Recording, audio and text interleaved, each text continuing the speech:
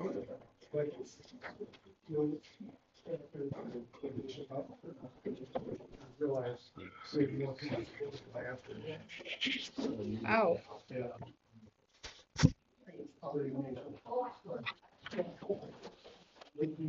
spending a lot of money out to cleanups at the parks and cemeteries. Sundays are just use your own plasma. That was my question. Grow everything. Eventually, we're going to experiment on them now.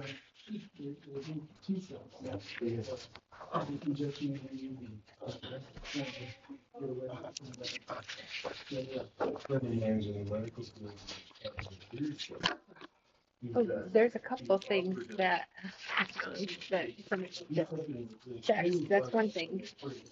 See where that falls under.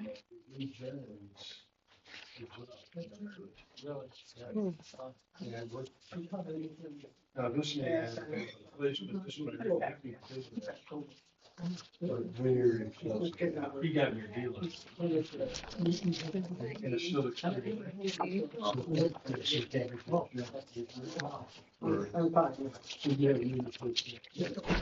I see your niece still. I'm looking for things that I fall under because I don't know what's all under the professional development or contractual things under my budget for the guy. Yeah. How you doing down there? How are you?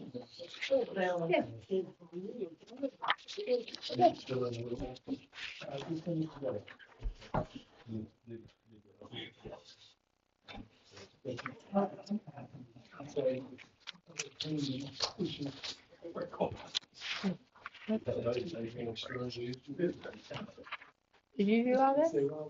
Did I do that? Yeah. Yeah. Well, good job. You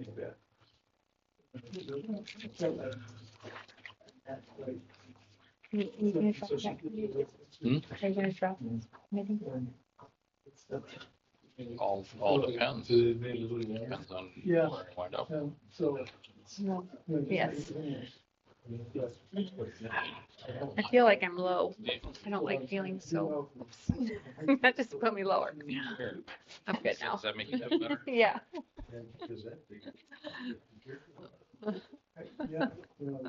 What are you laughing at back there? I was like, I felt like so low, and then I tried to raise it up, but I went farther down. Teeter totter. Teeter totter. Playing a game. Want me to go back down? We almost all got pretty much. That's a long report. Yeah, he just sent it to me. I'm like, wow. He's not coming, I take it then? Yeah, he's gonna be late. Trying to shoot. How are we supposed to read all this before the meeting starts? We have Yeah. 30 seconds.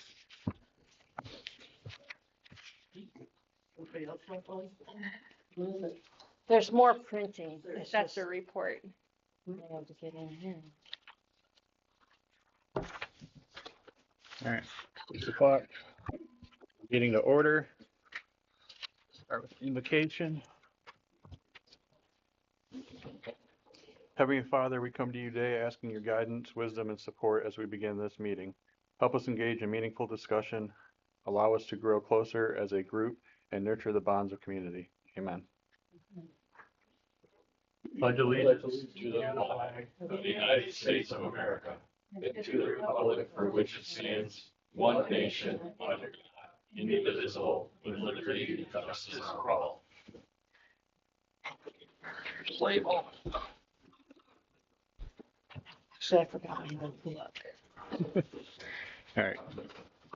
Roll call.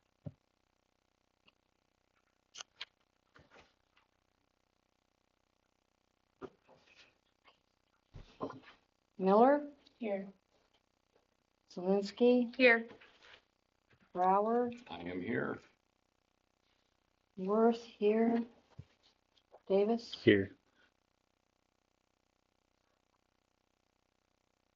Go ahead and open first public comment, 6:01.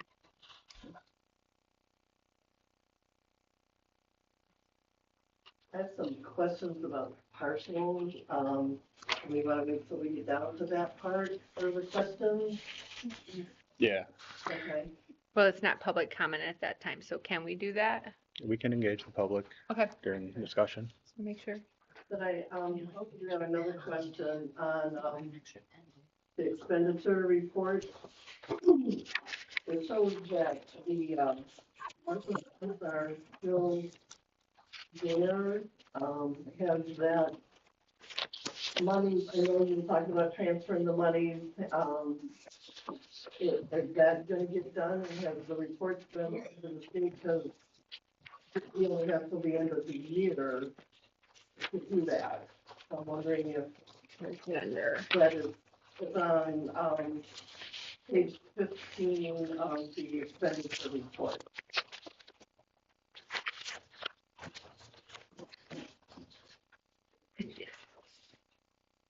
Right, it's zero, so the money's been moved.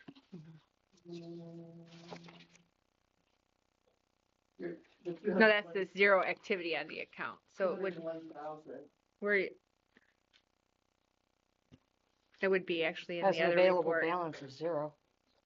Yeah, the 201,000 This is, is what was spent out of there in the month. Zero was spent out of there in the month. So this is gonna say zero. That's your expenditures for the month. So we need to find it on right, the she's actual. saying here, which is. Well, yeah, well, she's fire reading it department. wrong, I think. Well, the very last line says, on 285 American Rescue Plan Act total expenditures, the available balance still says $201,802. So, Transferred it. Oh, at the very bottom, it does say that. so the reporting's all been sent in to cover the township for the expenditures that needed to be done before. We were working with, Manor Custodian to get our accounts back in order. So I've been communicating with one of the ladies there, so I can ask her to look into that to see if it's changed here in the books. But as far as whether the reports have been done to whoever they go to, that I don't know. They don't have to be done until April 2025. I already got the letter. But if we've already done it. I got the letter Okay. because we're annual reporters. We report by April 30th. That is what the letter stated. I thought Manor said we had to do something by the end of the year, but Yeah, that's- I'll We I'll had- check with them. But Steve and I moved that money. But got it all in the book. Let's check the regular reports because it should be different on there too then. Doing public input. Yeah. Just to clarify something, if I could be, so the monies have to be committed by 12/31/25, spent by 12/31/26, and Rose is absolutely right, the reporting period is April. Right, Right, but we have to spend them, or at least say where we're gonna spend them by the end of this year, As I right? said, you have Yeah. to commit them Right, by the end of the year. right. So that, there's paperwork involved in No. that, correct? no, No, the motion okay. committed it. Okay, gotcha. All right, I don't understand how that works, so thank you for that clarification. Yeah, so that has to be in Yeah, I thought paperwork some had to be report, done. Paperwork documenting, what's going to be done. Okay, Just so in good, April, we have to turn in a thing saying what we did with it. Okay, perfect. thank you. Just wanna make sure that we don't do something that loses the money. Right.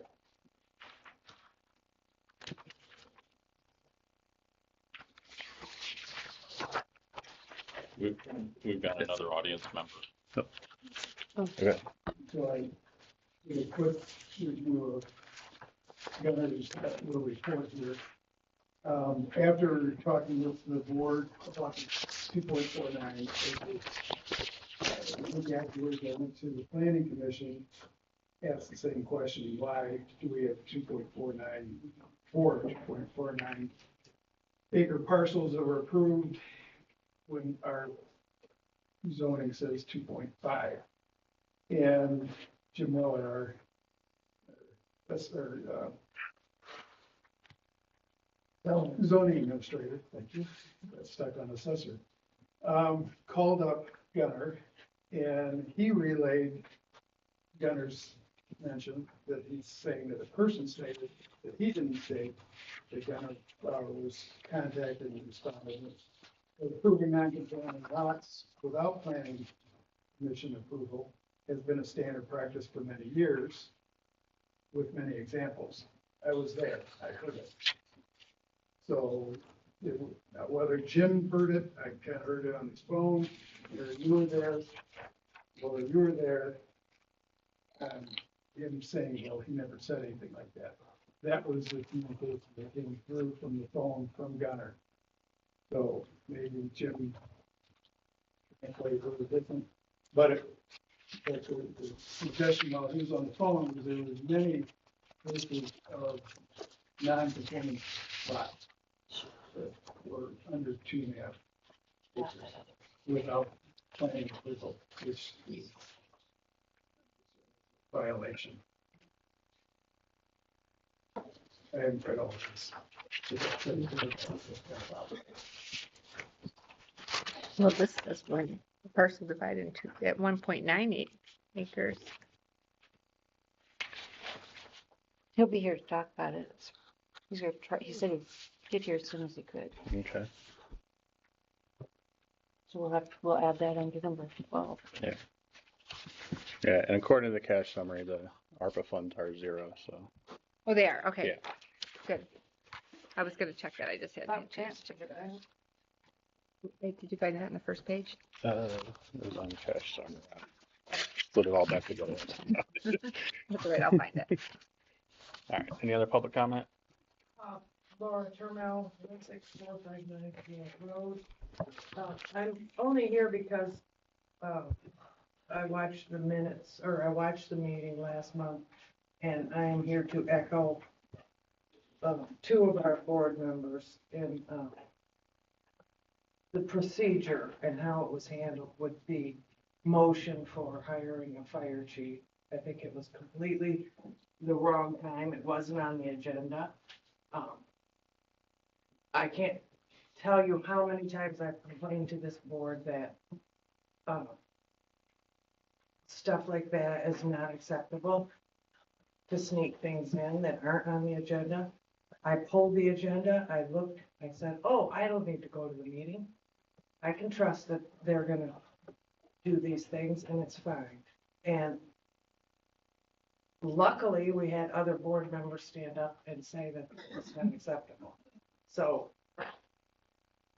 I just don't understand why. And again, I've said over and over, how many meetings have I been in where the clerk wants a new printer, so she brings in 3 different estimates to say, here, can we spend $300 on this printer? Here's one, here's one, here's one.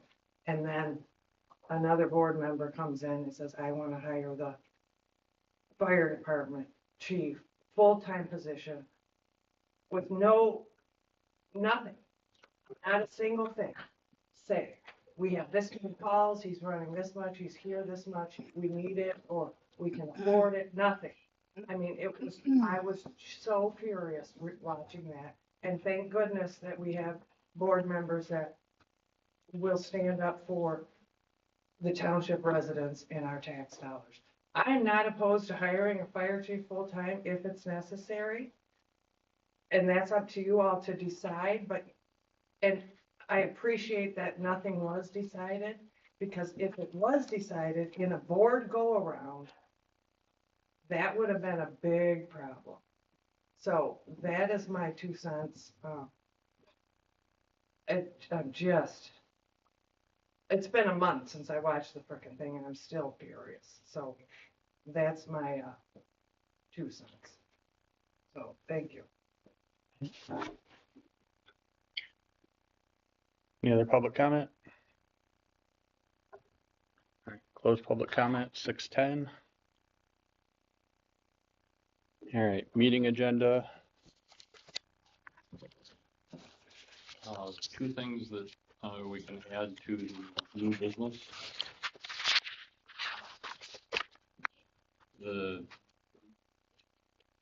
I think I mailed all of this, or this one I mailed to the whole board. Just quick background. Somebody brought to my attention last week that out on the bulletin board, which I hadn't noticed, was something along this line. And the comment was, shouldn't the right names be on it? And basically, it's Principles of Township Governance Excellence, signed by the board, just the way we're going to handle ourselves. And the last that was signed was in 21. And three of those board members aren't on the board anymore. So I suggest that we updated it. This is from the MTA. I laid it out a little, the text is from the MTA, the layout I just did, which doesn't change any of the wording. So signing that would be one new business thing. The other new business thing that I forgot to include last week when I suggested some agenda items was discussion of a township survey, which I think we should discuss. Okay.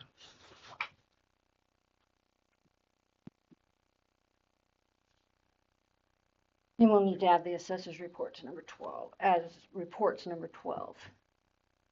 Wait, did we do signing excellence as 12? Or under? it? No, that's No, that's new new business. Oh, new business. Oh, got ya. Can we make the assessor's report? When Well, it I guess gets it here, doesn't- I guess it doesn't matter if it's 11 or 12. But board reports, I was going to make 12 and make assessors 11, but it doesn't really matter. what did you say, Jenny, 12, I'm sorry? Assessor's report, assessor's, thanks.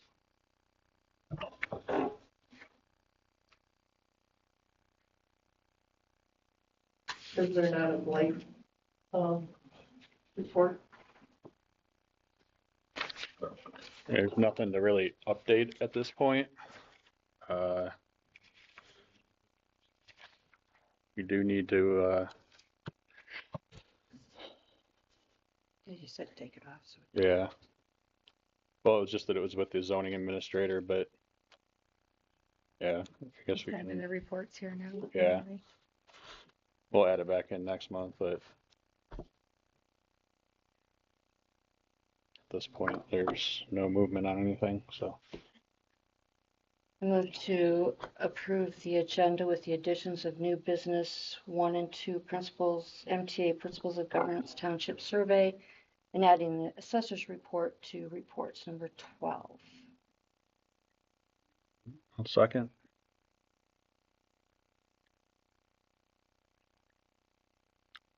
All in favor?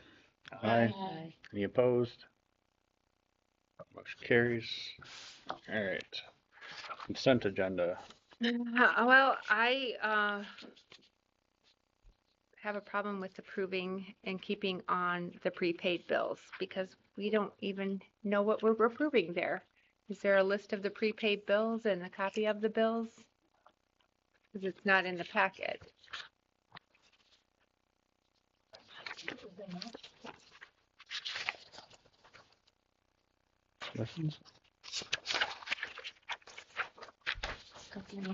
Is it on the table? You have it? No, this is. This one? The check is for, oh, well, that's different than how we've ever got it, so. But again, we don't have the bills to actually verify that they've been, You signed the checks and the invoices. Unpaid bills, please. I'm sorry, I'm talking about unpaid bills. I misspoke. Unpaid bills, I'm talking. Okay. We don't have numbers here and things. I don't think it just should be gave you approved the in the report consent. right there. This is the report. You have it. You just gave it to us, Yes. which means we haven't had time to review it, any of us. You should have a copy of it. I just asked for it to be removed from here, from the consent agenda. This one? Oh, it's this one that we just got.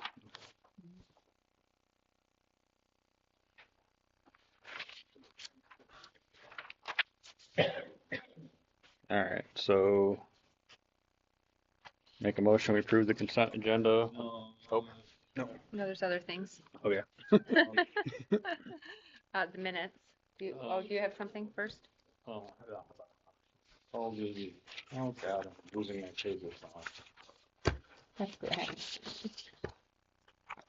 I think Why you it's find the yourself. budget adjustments amendments. Mhm. I'd like to remove that so we can discuss it.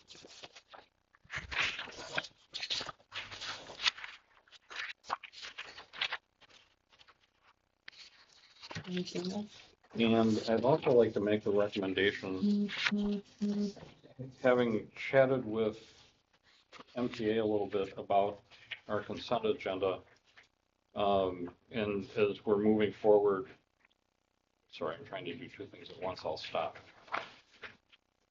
Moving forward with the finance committee, there's so much of the consent agenda that deals with our finances that we're just saying, oh, okay, we approve it.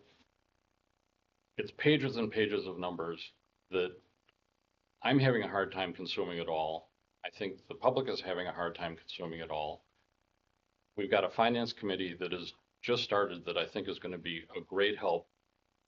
But I would like to see an adjustment to our agenda that we actually talk about our finances as opposed to sweeping them under the rug. Not that we're sweeping them under the rug. Right. They're there, we see them, but we go, oh, there they go, without understanding it at all. And as this is my 12th month of regular meetings, I'm moving from being a newbie at this to feeling a little bit of my oats from the standpoint of saying, this just doesn't feel right. I don't think we're doing justice to citizens and taxpayers of our township by glossing over all this. Doesn't need to be a half an hour explanation, but I think we should work with the finance committee and the board to do a better job of discussing our finances. We've got a great dashboard that started, which will come a little bit later, I guess, the way it's laid out in our agenda right now as far as reports. But I'd really like to see a major shift in the way we're dealing with our consent agenda. I mean, there are some things that are very perfunctory and we don't need to take up the public's time. But I do think that finances, since it's their money, that we should discuss it. Right. And I guess that's what I was trying to say with the unpaid bills. Like, we can't just approve check number this to check number that in a total amount without even having a clue what those bills actually are. Because it is the entire board's responsibility to look at those bills and make sure they've been approved to be paid in advance, right? Like that we're not paying bills that nobody knows what they're paying. So That's what I this think form we- is for. You're not Well, approving them to be paid. you are when you approve them in the Prepaying consent them. agenda, the unpaid bills you are. When you approve Right. the consent agenda, You you're have- blindly approving checks. And that's what this is for, and that's why they're sitting right here. Well, that hasn't been done every month and before, and they should be available to the always entire in- board. That's not true. They should be available to the entire board in advance. I mean, I'm not gonna argue. I don't It's know not how worth far in arguing. advance you want me to do these. I'm happy to do them during the day if you let me know they're done, so that we don't 'Cause I waste the do 'em public's on- time. I do them on Mondays, board meeting time. Jim, if you could just give me one example of a bill that you think needs to come before everyone, that's not a recurring bill? Not bills, our finances. We print out our general ledger and there it is, everything's just fine. I think part of it is being addressed by the fact that we now have a finance committee, but I mean, this month we have a $15,110 budget adjustment, which I understand why we're doing it. Yeah. But I don't think we should just say, we got a budget adjustment. I think the public should know more about our finances than we're sharing with them at this point. I'll give you an example, Mary. I'm a regular attendee of our park. I drove up to our park one day, and for the last 2 years, the tire swing has been broke. Several other things have been broke. I brought the attention of the park benches, and all of a sudden I drive up one day, a week before everybody's big into campaigning, and we have a new tire swing, and we have a bunch of new things at the park. And I don't remember ever passing or approving for them to go, but they got slipped through here in this consent agenda. Do you remember passing anything to I buy a remember tire talking swing? about We that. talked about it, but we never bid on it, or we never voted on actually spending the money. So somewhere along the line, we are spending money that even me as a board member doesn't know we're spending. let alone the public knowing what we're spending, and that has to stop. That's all I'm saying. It has to stop. So we need to see the bills in advance. We need to know what we're approving. I thought the improvements that we were going to do for the park went through. The only thing park- that was approved excuse was me, the benches. excuse me, Went through the park, budget. We put the park budget months back into the general fund budget. So there is no separate parks budget. Okay, but there's still money for the parks. No, That's there what is I'm not. talking It's about. part of the general fund. I understand that, but there's still money for the parks. Mhm. Just because it's located under general budget doesn't mean that it's now We zero. have been in the negative at the park for months and months. Yes. We have no money to spend on the parks. If I may, I think this exchange kind of underscores what I'm driving at. Even the board isn't sure about where the money's coming from or where the money's going. I think we need to be clearer about it. We need, going back to last April and the MTA conference, the board in its entirety is the boss of the township, as it was described to me. Not any one of us. And decisions to spend money goes through this board at the meetings. And if we're not clear of what we're spending money on or where it's coming from, shame on us.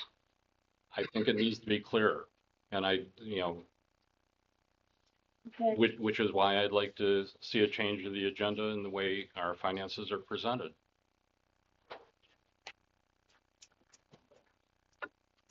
That's so. That's what I asked for. Yep. And moving on. We also need to make amendments to the minutes. So we need to withdraw that. Well, there's also some major issues that need to be addressed. Both sets? The October 14th one. I guess I didn't see anything in the special meeting one, did you? Just the October 14th one?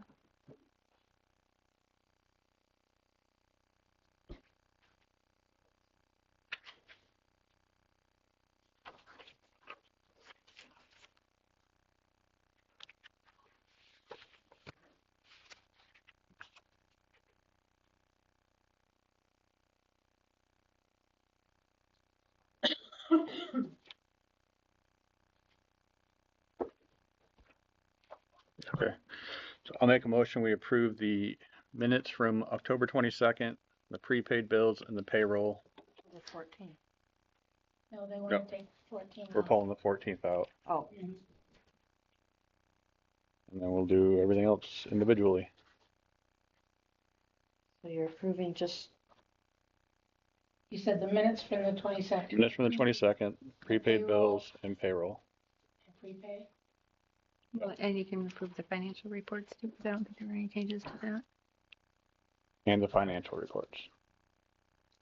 Or is that, No, that's good. okay. okay, let's state that all over. if Okay. anyone else is-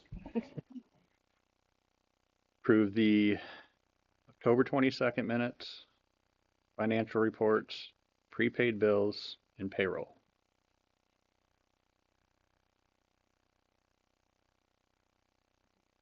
Second.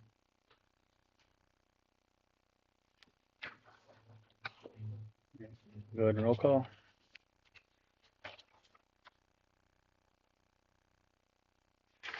Miller, Yes. Brower, Yes. Zelinski, Yes. Worth, yes, Davis. Yes. All right, start with the minutes from the 14th. So I'm not worried about the typos personally, and if anybody else is, they can address those. I think the other things, so this last sentence on page 2, where it says any other business to come before the board, a motion was to hire Dayton as fire chief full-time. Nays, there was a motion made, and this should say who made that motion, because there was a second, was there not? And then a vote. This should reflect that. I'm not sure that there was motion. I'd have to go There back was to a the motion. motion. I think There that was, just- it was quickly done, and then because we can't discuss, and we definitely discussed prior to a vote being done. There had to be a motion because it says nays, all motions. Right, Yeah. because, All so motion failed. this needs to state who made the motion and who seconded it. That's my first thing.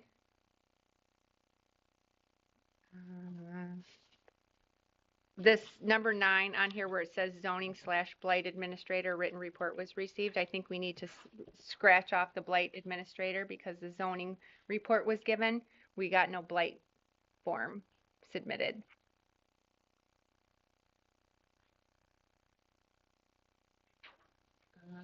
I have another one. I've made notes on here. I just have to.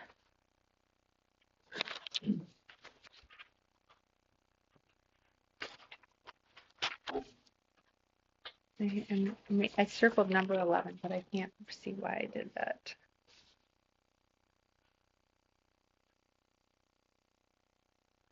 I guess that's, Approved. Hmm?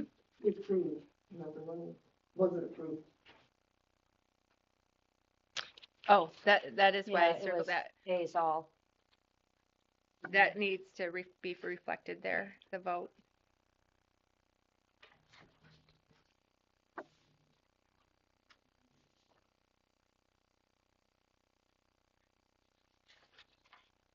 And number 11. Yeah, See? Okay. yeah, I got it.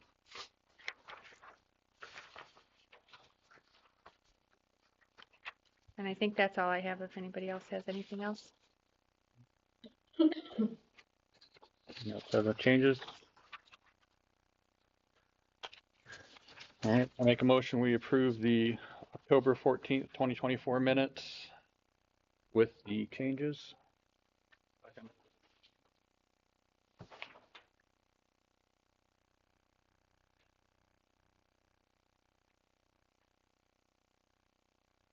All in favor? Aye. Any opposed? All right, report filed. Unpaid bills. I think we need to see the unpaid bills and verify they're correct. And I really would like to do this prior to board meetings so we don't waste people's time if we can going forward. The treasurer is checking our unpaid bills. Can someone explain to me the, not that I'm questioning that we pay them, the mowing and cleanups for the park and cemetery, the Wilkinson? Yeah. Is this a quarterly, monthly, annual? Annual. This is Intercom.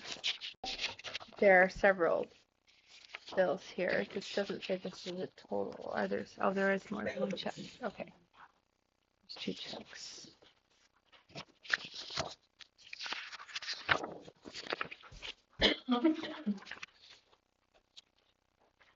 Am I correct in thinking that for the Wilkinson contract, there are 2 parks and 2 cemeteries?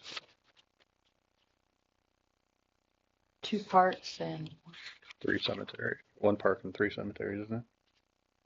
4 cemeteries, but 3 of them are combined. We have 101, 5, 6, 7. There, a couple of them are combined. Well, actually, And the parks are all in one now, and which is 751, and the rest are the other cemeteries. Or the same. 5, 920, 920, I think is Brenda's. This is something that maybe Manicus Harrison can help us clean up a little bit so that we don't have 4 different things, that the only differentiation is the general ledger number. It is on the agenda to do. We wanted to get all the other accounts because we're going to leave the cemeteries with the perpetual care for now. It was one of the last things we were going to get to. Yep. Okay. So it will be reached eventually. Okay, so the second one down is the parks. Yes. Then the other 3 are cemeteries. Mhm.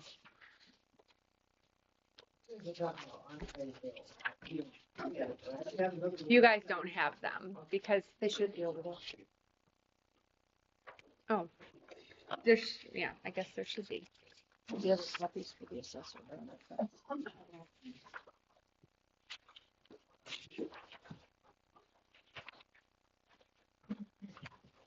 I'm trying to do this quickly.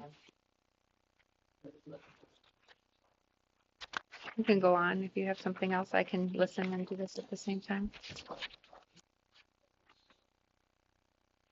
I do just want to state that even though I'm more than willing to do this to make sure the checks match bills and that, it is not the treasurer's job. When I called MTA to ask some questions about when the checks were incorrect, they stressed over and over again that this is not even my job to do, that this is the entire board's job to do. We are all responsible to make sure bills are paid accurately with the checks.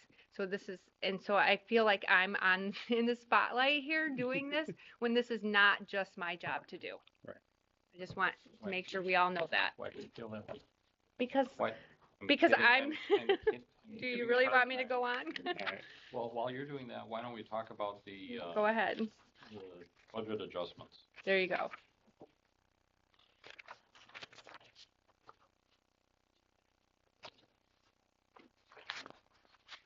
All right, so we decreased the capital outlay 15,100. 100 more into transportation. And then the 15,000 into other services and charges. Can we explain a little bit more deeply what the other services and charges were? Maynard Stairs. Yeah. Mhm. It's this for Manor and Saracen. We don't have a line item for them yet of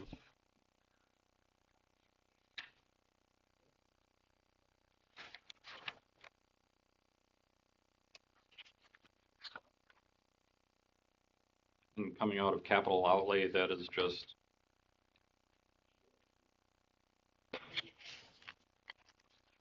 where our money comes from.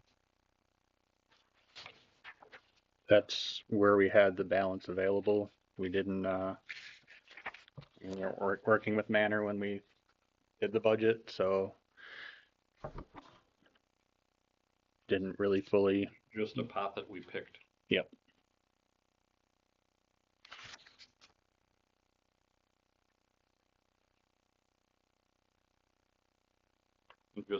Just for the public, when we do stuff like this, it's not that when you set a budget, it's the best guess, best estimate of what you're going to be spending money on, just like your budget at home. Sometimes you're a little under, sometimes you're a little over, and this is how we make adjustments. Correct? Yes. Mhm. Oh, there's that one.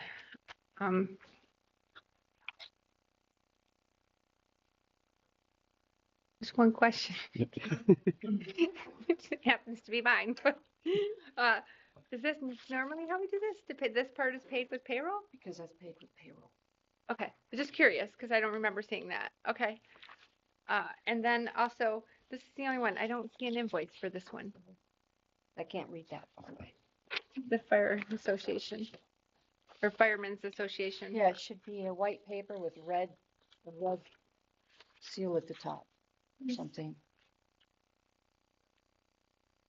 I didn't see that in here unless it stuck with one of the paper clips.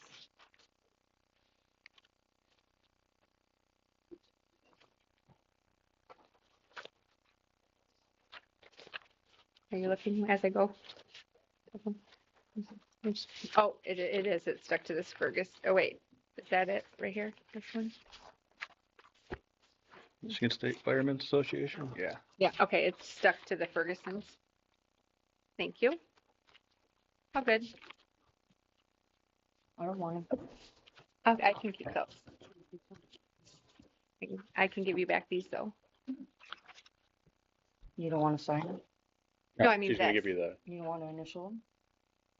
Well, I just did and went through them all in front of everybody. So I think we're good. All right.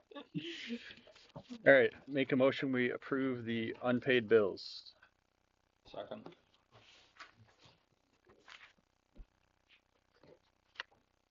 For a total of 21,312.60. Yeah. We got the paper here now. Forgot we do that part.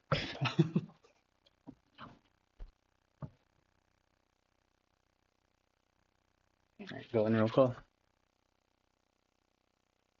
Miller, Yes. Brower, Yes. Worth, yes, Zelinski. Yes. Davis, Yes. Motion carries. All right, and then, we get on the budget adjustment. Do we have more on that? Did you have anything else on budget adjustments? No, Okay, we discussed it. yeah, make a motion, we approve the budget adjustment / amendments. Second? Go ahead and roll call. okay, Brower, Yes. Zelinski, Yes. Davis, Yes. Worth, yes, Miller,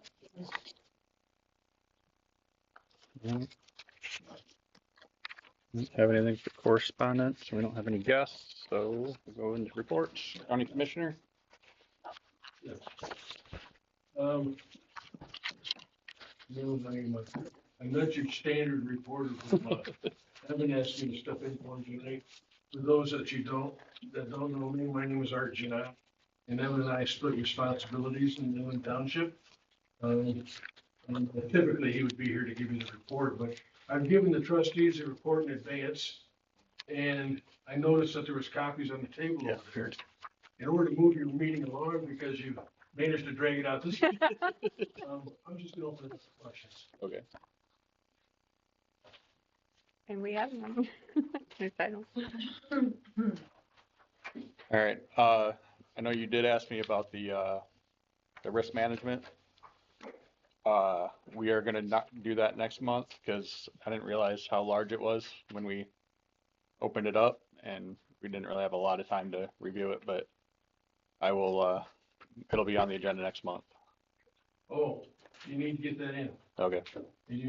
I shared with you the consequences. Right. Can you share with all of us the consequences? I'll let the supervisor Yeah. speak to it. Apparently, if we don't sign on to the county's plan, that if anything did happen, we might be denied FEMA support. Oh, the plan. We just got it in the email today, right? That one you're talking about? Yeah, I sent it out to you guys today. I haven't even had a chance to look at it. Is that, What is it? what is it? It's a resolution that our emergency manager completes on behalf of the county, and then each township needs to, move on it also. And what it does essentially is it puts you in a position that if you were ever to be needing assistance from FEMA, you could apply for it. Absent the resolution, they won't even have the conversation with you. It's like they'll be back. Okay. What all And does, and this is, I hate to say this, folks, but this is the only township we're waiting for. this is the first we've heard of it. How long have you known? Well, you'd have to talk to Evan. I've known a long time. Yeah. Evan, Well, quite frankly, this should have been brought to you. When you go through the packet, you can see where the board was briefed on it, but it was before we were on there. Oh, before we were, okay. Yeah. All right, because I was like, this is the first I've ever heard Yeah, anything. because of this. there's Inland Township minutes in there. The wheels aren't gonna fall off, okay? But really, in December's meeting, I encourage you to exercise it. As an emergency manager, she's waiting to turn in her paperwork, Okay. and we're holding everybody up now. Can you give us a brief overview of what it is so we can maybe do it tonight? I mean, I cannot- I'm not Okay. the- I'm not the expert. okay, just Yeah. curious. I mean, if need be, we can also do a special meeting if, okay. I wouldn't go that far. Okay. Yeah. But if you really, since you've opened the conversation, someone should contact Rebecca tomorrow Okay. and let her know, look, we just wasn't able to be made into the packet, but commit to making it in December. Okay. So that she knows, because right now I think this is the only paperwork she's waiting for. Okay. And this is for, FEMA, FEMA. so in other words, all you have to do is sign this, take this documentation, and FEMA will be, we can use their services. you can apply for the services, that's correct. Yeah. But it's We don't need it right now, so. It's a little bit more than that. yeah, and it's 400 pages we have to read, something like that. Yeah, well, because it's like the first 120 pages is actually the report. After that is all the minutes from the different townships when they were briefed on Okay. it, and Guys, I'm gonna tell you what. I represent 4 different townships. They read the resolution, they passed it, they signed it.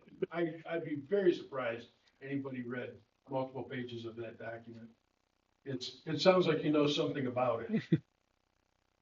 Yeah, it's a contract for, especially for natural, a tornado comes through here. We're gonna use emergency management to get resources and then how does this township pay for the funds for the fire department and everything else, because all that money gets used up like that. Well, a lot of that comes from FEMA, but also the state's got to declare an emergency, right? The governor has to declare a state of emergency for this township or this county. Then you can go and apply money towards, ask FEMA for money to reimburse you, like Gateway. If the emergency manager did a state of emergency for the county, the governor has to do one for the county also, otherwise they couldn't get FEMA money. So it's a little bit bigger process, but yes, it needs to be signed, so we're able to do that. And so I appreciate you filling in the blanks. And maybe you feel differently than I do. I personally wouldn't read the 180 pages you described. But it's basically, it's creating an opportunity for you. And you don't want to, you just want to have that as a tool if you need it. But that sometimes gets you into a problem if you don't read it all, because then you don't understand it completely. And that's where we're getting into problems here. Well, okay. So I'm your recommendation, commissioner, saying just to sign it. So what I'm telling you is that if you were to ever have an event that qualified, you're gonna call an attorney and say, look, I need you to navigate me through this. There's nobody here in this room that has the capabilities, the education, experience, or background to walk you through a FEMA application. So, no, I wouldn't waste my time reading 180 pages. You feel free to. And why don't you educate all of us, and once you've done that? What you need to do is you need to complete the resolution so it allows you to start the process. Are we under one of those now currently, if the tornado came in this second? I can't answer that. I don't know if this is moving forward to the future. I don't know if this is a new approach that FEMA has. Our emergency manager, that's what we pay her to know. She's pretty sharp. Yeah, she's the kind of person that would probably read the whole document thing. So, the board might approach her for. I think I'm just gonna read Yeah. the whole thing because I think we need to. But you touched on something. If I was sitting and Dave said, yeah, I'd just say, hey, look, Rebecca, can you come in and be prepared to answer questions? I think that'd be a good idea. All right. Particularly if there's any questions on it. I don't want to make it a big All right. deal than it is, Dave. okay. I just don't want you guys to miss out. Right. All right. Fire chief. Interesting. Last one, you named 23 cars, the breakdown there. One kitchen fire, one cooking fire, continue to the oven fire assisted on Myra Township. One brush grass mixture fire, one grass fire, 9 medical calls, accident with injuries, accident with no injuries, 2 accidents with no injuries. We were canceled en route 6 times and authorized control burn.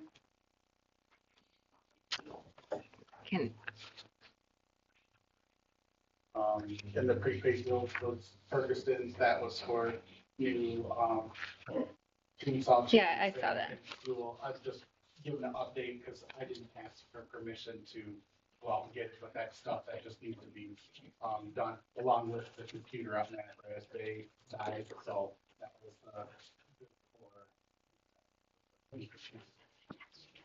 I would ask you if I had questions about them on the bill. Yeah, But I was good. I I figured that, Yeah. okay, The whole board. is Exactly. Not everybody and everybody, so. okay. That computer was like 5 years old.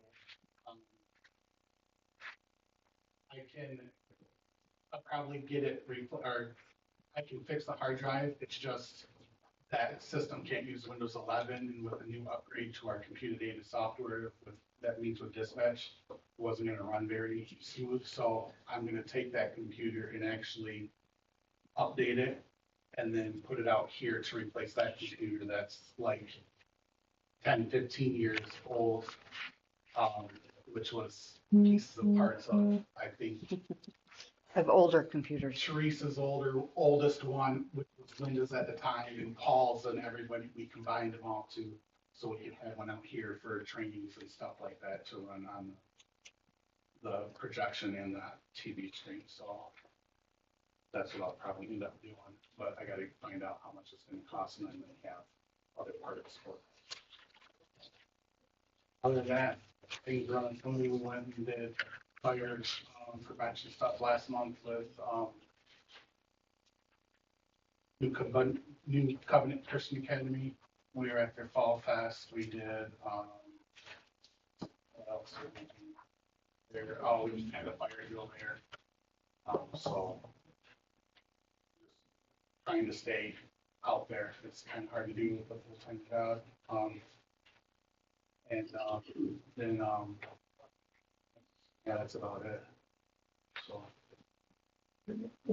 met with the finance committee, or person at the time of start projects with the bill, with the budget and long-term breakdown. Long-term goals. I already had some, but he had some questions and we worked on them. Yeah, the grass fire, is that just like a vacant lot, that grass fire? Or is it- Yeah, it was down the road. It was actually started by a squirrel. Wow. Squirrel was on a telephone wire Oh, or a power pole. He kind of got burnt and we fell to the ground and actually started to. Jeez, oh, Pete, Wow. started. The other one. how's he doing? Yeah. You know, because it was, the whole thing was weird, and I called Cherryland, because it's like, this is by your power pole, pole's hot, but it seemed like there might have been a grounding issue, because underneath, because it was just, I think it was burning for a while before it actually ignited more, so somebody could see it. I think it was more on the ground or underneath it. The squirrel was actually in a hole. And I couldn't find nothing, and then Cherryman came out and spent like an hour out there. He's like, we got like remains from a squirrel, and we see a spike in our system. Jeez. How long ago was it? Sometime in October, I don't know, I don't have the actual. Because on the 28th or the 29th of October, we had a power outage at our house. This was in the morning. That could have been. Did it smell like squirrel? Chicken. It all smells like chicken. I don't know. I don't know how the house coming in or not, but.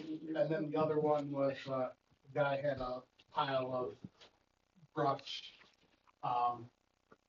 in his yard, and he took his coals out of his fireplace and hid them in a pot, and then waited a day or two, and then dumped them on top of it. Well, that's not it's pale, it's still hot coals.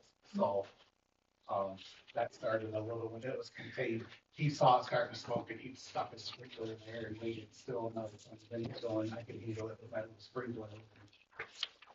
Then it started getting bigger and bigger. Thank you. Oh, you know what? I might need those notes back from her. But There might be some bottoms I need to rip off. I just thought about. Okay. all right, Parks and Rec. So, I'm gonna stand up because I'm just getting over laryngitis and I'm hard to hear. So I have a little report here. I do until this morning, so I didn't get copies to the, anytime. Since I didn't get it, I'm going to read it. And this is specifically the Lamb Road Park, which is the one that I've mostly been working on. They will be able to fill you in on anything that's new on the other park. So the 3 main trails are completed for walking. Our team of volunteers regularly walk them to keep them clear. We will be doing so this coming weekend, if anybody wants to join us. We will be welcome. There's been high winds and trees have been falling down. I went through the park yesterday and I couldn't get in the entrance road because there were a lot of branches that had come from those dead trees that are along that entrance. So I removed them, but I'm sure the trails are probably a little bit things too. So anyway, we'll be working this weekend. The trail markers for the trees that were approved have come in, and so we'll be putting those up, finishing that project this weekend as well, putting up those tree markers so that in the winter when you can't see the trail because of snow, we hope, snowshoeing and skiing can go on, people will be able to find where the trails are. The benches and the picnic tables have been assembled and installed, except for the 2 additional benches that you approved at the last meeting. They haven't come in yet. They did order, but they haven't come in yet.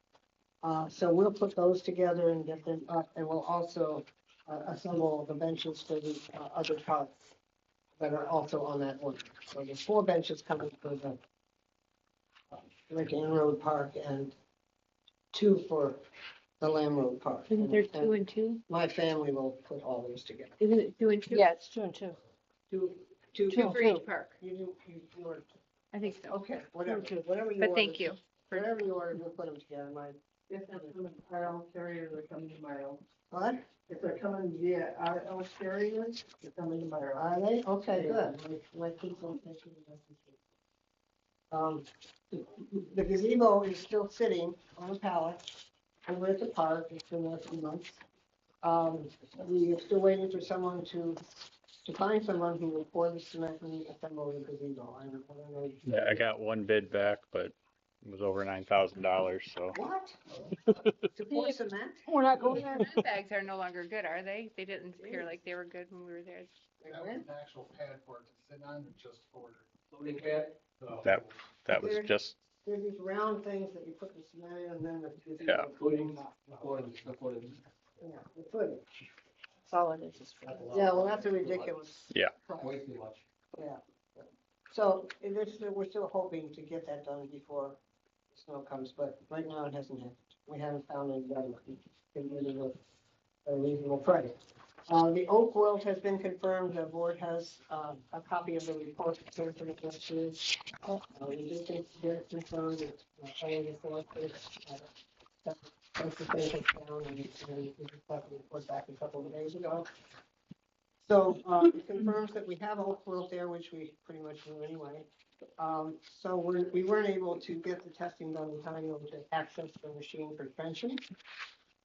But so that will have to be done for the spring project.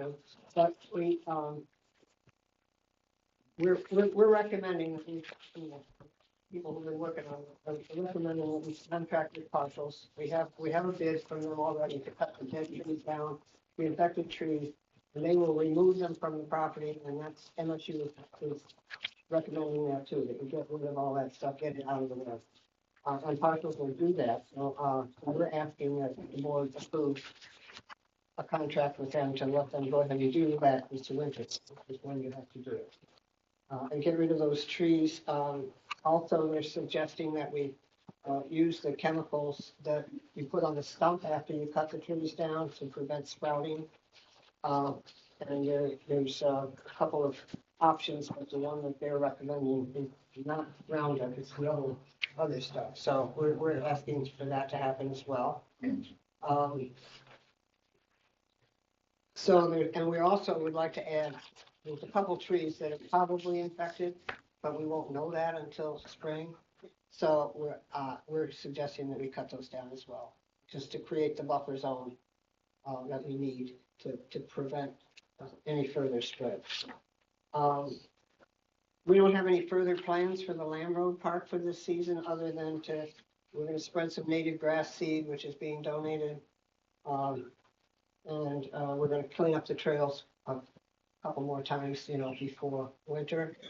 Other than that, we don't have anything. There's nothing that needs to be spent, that we need to spend money on, except the deal with the process, if you approve it, and take care of the Oakville. So, we would love to have, somebody to plow occasionally this winter, the main entrance, but it's not absolutely necessary. We have that little short first entrance. The road commission plows that because it's a turnaround for their plow. And so there is a place you can park, and there's a trailhead right there. So we can access the park from that little one. If you want to think about having somebody plow the entrance road and the parking lot, that's up to you. It'd be nice, but we don't have to have it. We think it's time to start advertising the park on the website, to put something on the website about, what's available now, because the trails are walkable now. There's a couple little things we're gonna clean up this weekend. Basically, it's okay to access it and let people know that it's open for snowshoeing and cross-country skiing. This winter, assuming we have snow. We want to make sure that that park gets added to the maintenance agreement, whatever you have with Wilkinson's. I don't think that park is part of that right now, and probably needs to be. When we put out for bids, we can. Yeah, when you put out for bids, it needs to be included. All it really needs to be done there is some grass mowing around the parking area, and where the gazebo is going to be, and the center trail. It can be mowed. Glenn Worth did that this summer. It can be mowed all the way down through the middle and up to the other entrance. So those would be the things we would want taken care of over there. So we're just asking that be considered. I think that's it. That's it for the main road. I don't have any other part other than the fact that you put those benches out in the garden. All right. I got a question. On that stretching, are they gonna put a rubber barrier in case it's over, so that they can make it inside? The rubber barrier to what? Into the trench? No. No, you don't, the trench goes deep enough that we don't have to do that. Did I give you one? It was one thing that they did talk about while they were here. Right? Yeah. We did talk about that. And I see it's on the agenda. Yeah, it's under finished.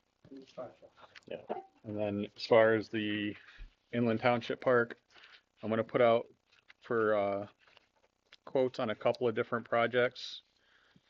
As far as like the bathroom, redoing the parking lot, pickleball courts, that type of stuff, just for like budget purposes, and then we can all look at that and decide if that's any of the stuff we want to put into the budget for next year.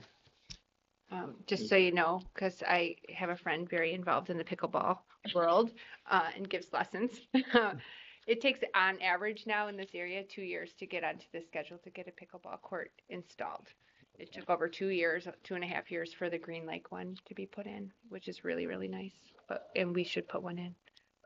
So we Okay. should get on there as soon as possible. If you're gonna be getting quotes, I'd get a quote for a dog park too. Yes. Yeah, I had. People are using the Lamb Road Park as a dog walking place, by the way, because we have the dog stations, with the little bags and all that, and people have been over there walking the dog. So we could advertise that as something on the website. Can you write something up? Because I was gonna I say, asked to put it in the news, yeah. I figured somebody would. And some pictures as well. Yeah, I figured I would do that. Dave, can I add something brief? Yep. Are you aware that Elmira Township did pickleball courts? Myra, no. You might want to talk to Mark Roper, because I think they just finished it. Okay. Yeah. Yeah, it's a different kind of court, and it's been a long wait list to get them made. There's like one company in the state of That's it, that's Yeah. it, yeah, Anyway, you might want to talk. Okay. yeah, Lots of pickles. yeah. It was one of the number one things on our little small survey we did Yeah. for those. All right, planning commission. We met last month on the 21st, and we approved a storage building with conditions, and we're still working on the ordinance revisions and definitions, and we are having a meeting on Monday, this coming Monday at 6 o'clock to continue the same.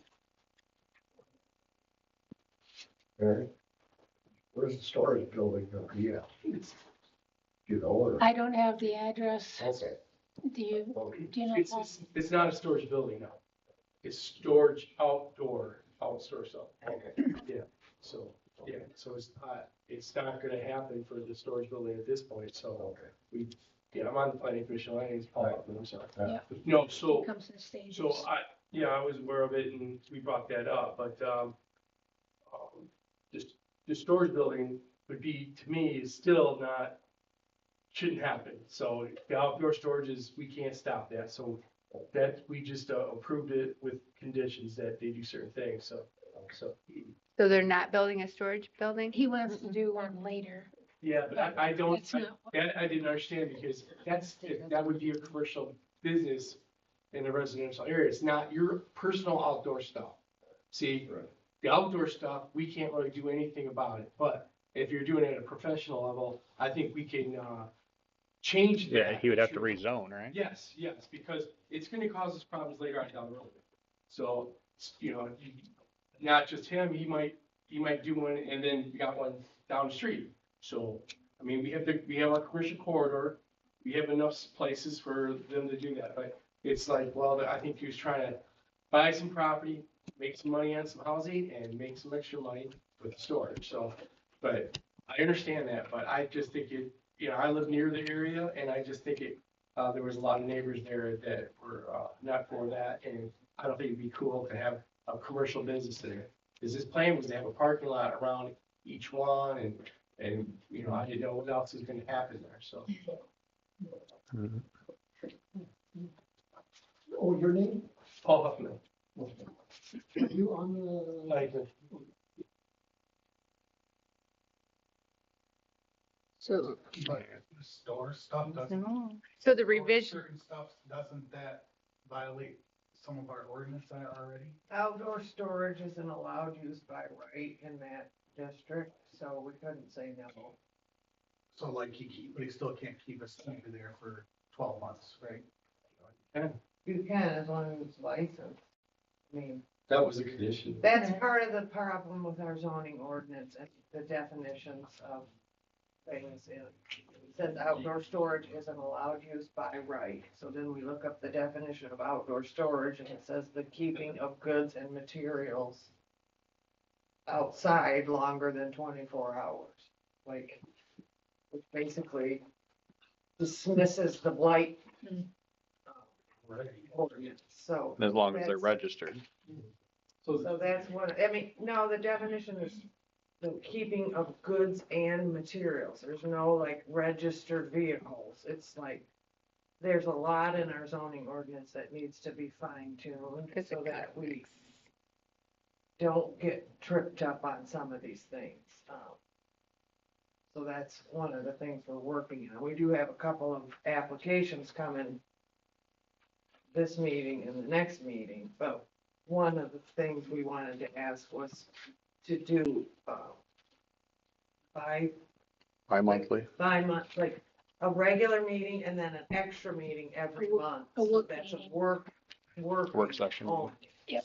Just because we are running into applications and it's really halting our zoning working. Right.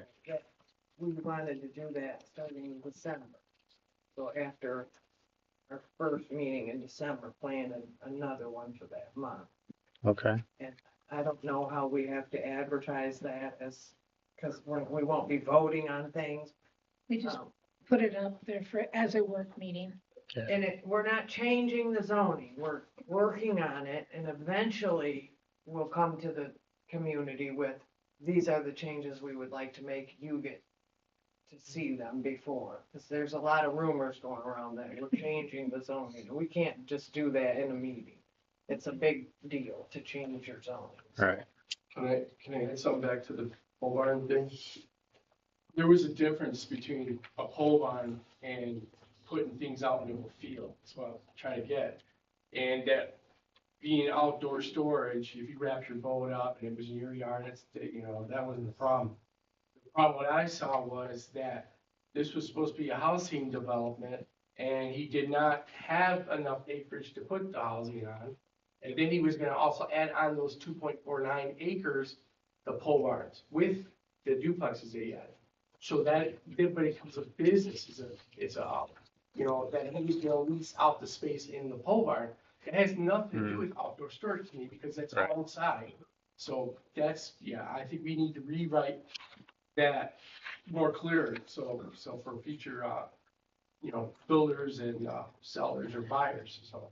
And that was a big contentious issue too, was the fact that a house was built on 2.49 acres recently without us not knowing, because our zoning says it needs to be built on 2.5, and that was brought up to the planning commission. Why did you let him build on a small part? And we don't get that information.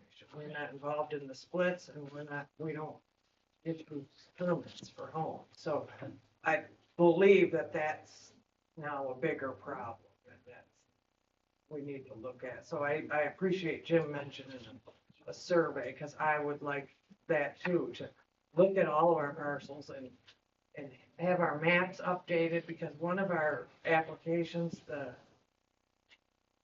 the map that we have currently doesn't match how this person is being taxed, and that's a contentious thing that they're going to come to us and they're trying to say you have to allow because it's this, but so there's a lot of discrepancies that we want to try to avoid. So, we need to get on. So, I don't know if this is the right time or not the right time, and I, while we're talking about the planning commission. So way back when, we all voted to allow our clerk to be the recording secretary for the planning commission. And when I did that, I didn't know enough about the planning commission. And since then, I have attended one meeting, and then something was said to me when I attended that meeting that I wasn't supposed to be at that meeting. So I called MTA to see about that. And I was told that with having 2 board members there already, that yes, in fact, that precludes the rest of us from attending those meetings. And so with that being said, this is absolutely nothing personal, but I think that there are some issues that I would like to hear and learn more, especially if we're changing ordinances. I know I can't speak at them. So I would like to see if there's a way that we could find a new recording secretary, because we have to have somebody on the board. So that's the only position that would be removed that would allow the rest of us to occasionally attend a planning commission meeting. Because as it is, we can't. I don't believe that Rose being there as our secretary, she's a member. No, she can't representing vote. the board. She can't vote, but it is brought to, and it happened even while I was there, that she has spoken, which is not allowed. And also it does preclude, it doesn't matter if she does or doesn't, it's just her being there and decisions being made there makes 3 of us there and makes an open meetings violation. So we can't, nobody else can attend those meetings as long as she's the recording secretary. Well, I didn't know you were gonna bring this up, but I actually last week touched bases with MTA about that very topic and was given the exact same description. If 3 of us attend a meeting, it doesn't matter if you're on the board, you're in the audience, or the recording secretary. If 3 of us are there, it is, somebody could file an OMA violation and they'd be right. Even if we're not, nobody's opening their mouth, the decisions are being made that will eventually come before the public and the board, and it's an OMA violation. So we could all never attend, which would make that not happen, but I don't really think that's fair to us as also being responsible board members that we can't attend. Well, if that's the case, then only one other member could come to those meetings, Right. Correct. because I would already be there and That's true. it would only be two. Is there, I mean, you're all citizens of the township. Yeah. The state in the zoning ordinance, But- master plan, That's so the- there should be, There's not, because when you're a board member, you're a board member 24/7. Yeah. So it doesn't You matter. sacrifice certain things. Yep. Can't take that so hat you off. can't even come to the public hearing.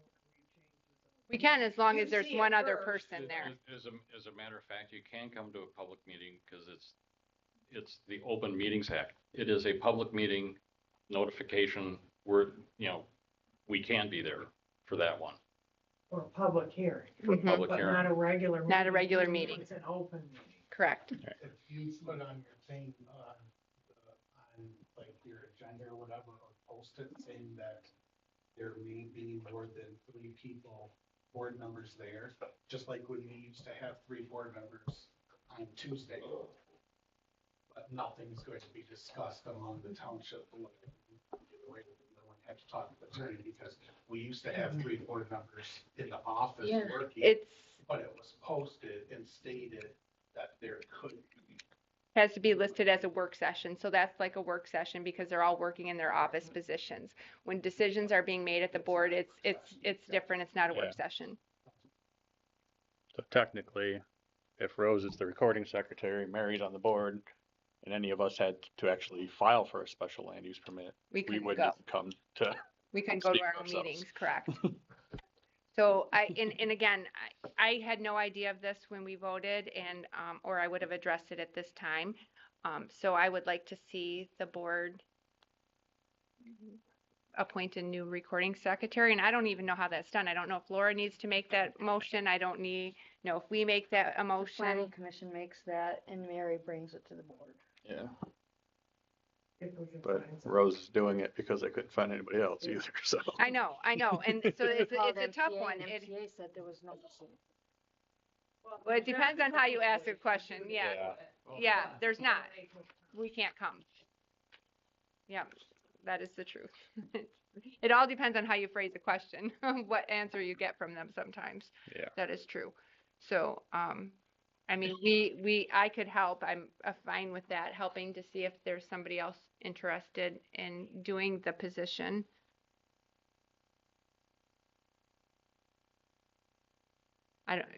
You can't, you're already on the board. I used to do it, but Yeah, it's a pain. you'd probably have to put it out for, a bid or something, wouldn't we? Was it just somebody who takes notes? Yeah, it records the meetings and has to get the minutes done in so much time. Yeah. What's that? Do you have more details about what needs to be done exactly? Yeah, didn't you I send me something about the minutes that, yeah, because you need to have them pretty detailed for planning commission. You could probably read the minutes, yeah. So, Oh, so you have to That's, make them. that's on your radar then. I'll put that on the agenda for our meeting. All right.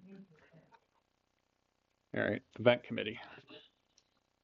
Right, so, we are brainstorming right now about approaching the events a different way, just to have more resident implication.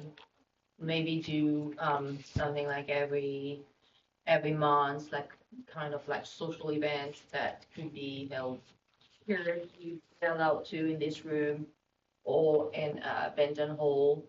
And it could be, I don't know, just, getting people together with morning coffee and, some donuts or cookies and having some puzzle, or telling people, bring your yarn if you want, or like whatever idea that we could have, just for people to come and spend some time and get out of the house a little bit during the winter. For Christmas, it could be like a cookie exchange or something very simple, because the committee doesn't really have a big budget. And it's pretty hard to get people to come to events. We've seen this. The last event was the pet parades. We had 11 pets, registered. We had, on the day, actually, 3. Okay. It was a very cold day. 28 It was degrees. super cold. It was the coldest day we've had. But it was very frustrating, of course, because everybody did put a lot of effort. Did the squirrel make it? You know, I think they froze. we've heard some success story, you know, Northport, the first year that they did their pet parade, they had 20 people, now they have 1,000 and things like that, but I think we just need to be realistic right now. And I think it would be a good way just to have, you know, residents that can just go somewhere, they know that it's maybe, you know, the same first day of the month, the same way that you have the meeting, so people don't get confused. And it could be in the morning, or it could be a lunch, or it could be just something very simple that doesn't involve a big budget. And then I would love to have actually a survey about what do people want, what would they like to see. Is it games? Is it bingo? If we had a way to share this, maybe have some return, it would be great. And I think one of the biggest issue that we have is communication. For the parade we contacted all the media, did a lot of social media too. But it was just, I guess it's just not enough. We forgot that we could use, like, I think we are allowed to use the screen, Yes, Sign out front. the sign. which we yes. should utilize more. We didn't even put this meeting on there, did we? Yeah, Yeah. every time I try to do it, it just goes black. I gotta. We gotta figure that out. We did have 40-something people signed up interested. It was just, I think it really truly was the cold, extremely cold It was, day. it was freezing. It was freezing. Yeah, it was Bunch of 28. sissy dogs that didn't want to come out. That's what it was. Yeah, so it's great to try to find innovative idea and I think a cookie exchange is a great idea. so just something like that is simple, doesn't involve a lot. We already have the room, and we can see what we can do for the rest of the winter, and then when it stops being nice outside, we can do a picnic in the park. You know, everyone bring a picnic and we Yeah, will road spend park. some time, and we can go to this park and do a little trail and And then there's picnic tables there. yes. They used to have a yearly picnic at the Inland Park, and I don't know when that stopped. We used to do that. When the only people who showed up were on the committee. When I was, no, that's not true. When I went, the last one I went to, there was lots and lots of people there. There were a lot. Is there going to be a notification going out with our tax bill? There's not. I hate to say tax bill, but. There's not. No. That's a- Today was the deadline to submit something to the county, and so nothing was ever voted on and approved to go. So we do not have one this time. Well, that's all for me. Okay. So do I have to get any special type of approval if we want to do a cookie exchange next month? Not if the room's available. You just have to check with me, and it doesn't cost any money. Yeah. Is Vanden, Paula in a better place because he has a kitchen and Well, there's a kitchen here too, and honestly, Yeah. Bendon Hall has really picked up. We have 2 families who really wanted to have Thanksgiving dinners there, big family dinners, and we have the day before and the day after rented. It's been picking up a lot. Good. I kind of feel like, I don't know, a lot of people don't even know where it's. well, The then location. I think you should do something down there. It's pretty big. Yeah, we try to do things down there. That was the idea originally. I feel like, anyway, one of all the other, if we have the choice, I'll check with you for the schedule. Thank you. Website committee? I did some investigating. I am a dyed-in-the-wool Mac guy, and I wouldn't recommend a Mac for the camera setup because they're a little pricier, even though I could run it. So in addition to Ryan being very helpful, we need to replace the 13-year-old laptop because it just doesn't have the horsepower. I checked at a couple places after checking with one of my former employees, programmer that does both Mac and Windows programming. He's a little bit more up to date. He made some recommendations. I threw them out because we didn't need a Rolls Royce. And talked to people at both Best Buy and Costco. And surprisingly, they both made essentially the same suggestion. And I submitted the proposal with things coming from Costco because it was $100 cheaper and a much better return policy of 90 days if things aren't working the way we thought. But having discovered on the back of our new little camera, which is doing very well, we can actually have a monitor so people can see what's going on, so the board can see what's going on, and mount it on the wall so that if we do decide to put the desks at the end, that can turn, the camera can turn, it can cover everything. So basically I was asked to come back this meeting with a proposal of equipment, and that's it.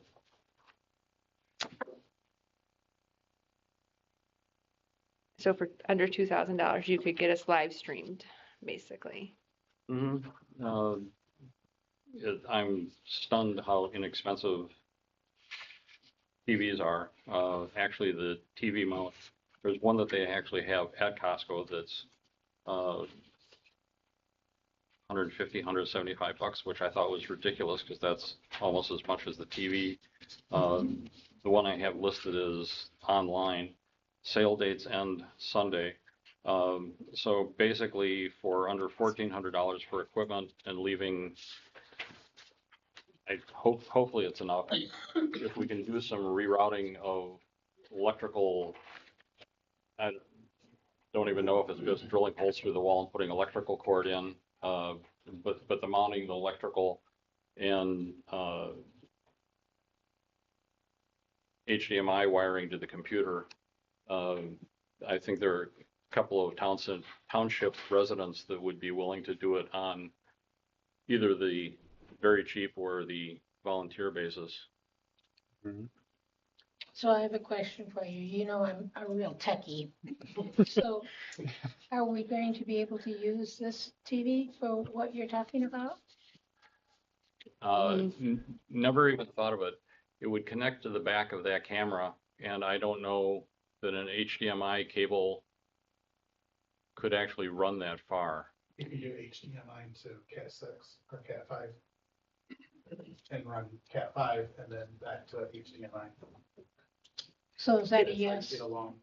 It depends on what connections, it depends on what connections are on that TV too, how old it is. So it's a possibility. Well, depending on the connectors on that as well, how old that is. It would be doable. I'm thinking for the price, I mean, I don't know about switching it to Cat 5 and all that prices, but an HDMI cable that long, you're probably looking close to the price of the TV itself. Right, right. That's how it's worked. Okay. Well, Right.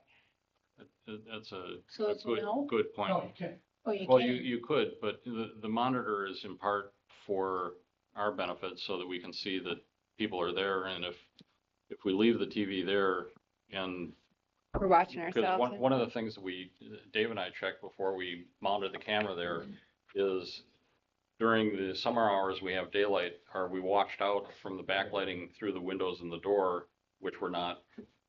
We can move the desks over to the end wall and the camera can get it.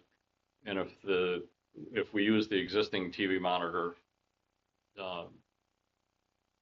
we'd have to turn around to look at it, see what's on camera. So then you would run it on this wall? Well, the mount that he has tilts, so we could just tilt it out towards us. So I make a motion that we approve up to $2,000 for computer equipment to give us the capability of streaming live on YouTube. I'll second. Okay, so is that including a new Yes. TV? Up to for everything we need. You know, the computer is, not counting tax, the computer is 900 of it, and the TV is 450, You get the information of what they need for tax exemption. actually 410. Oh, they will do tax exempt, Costco will do tax exempt if Inland has its own membership.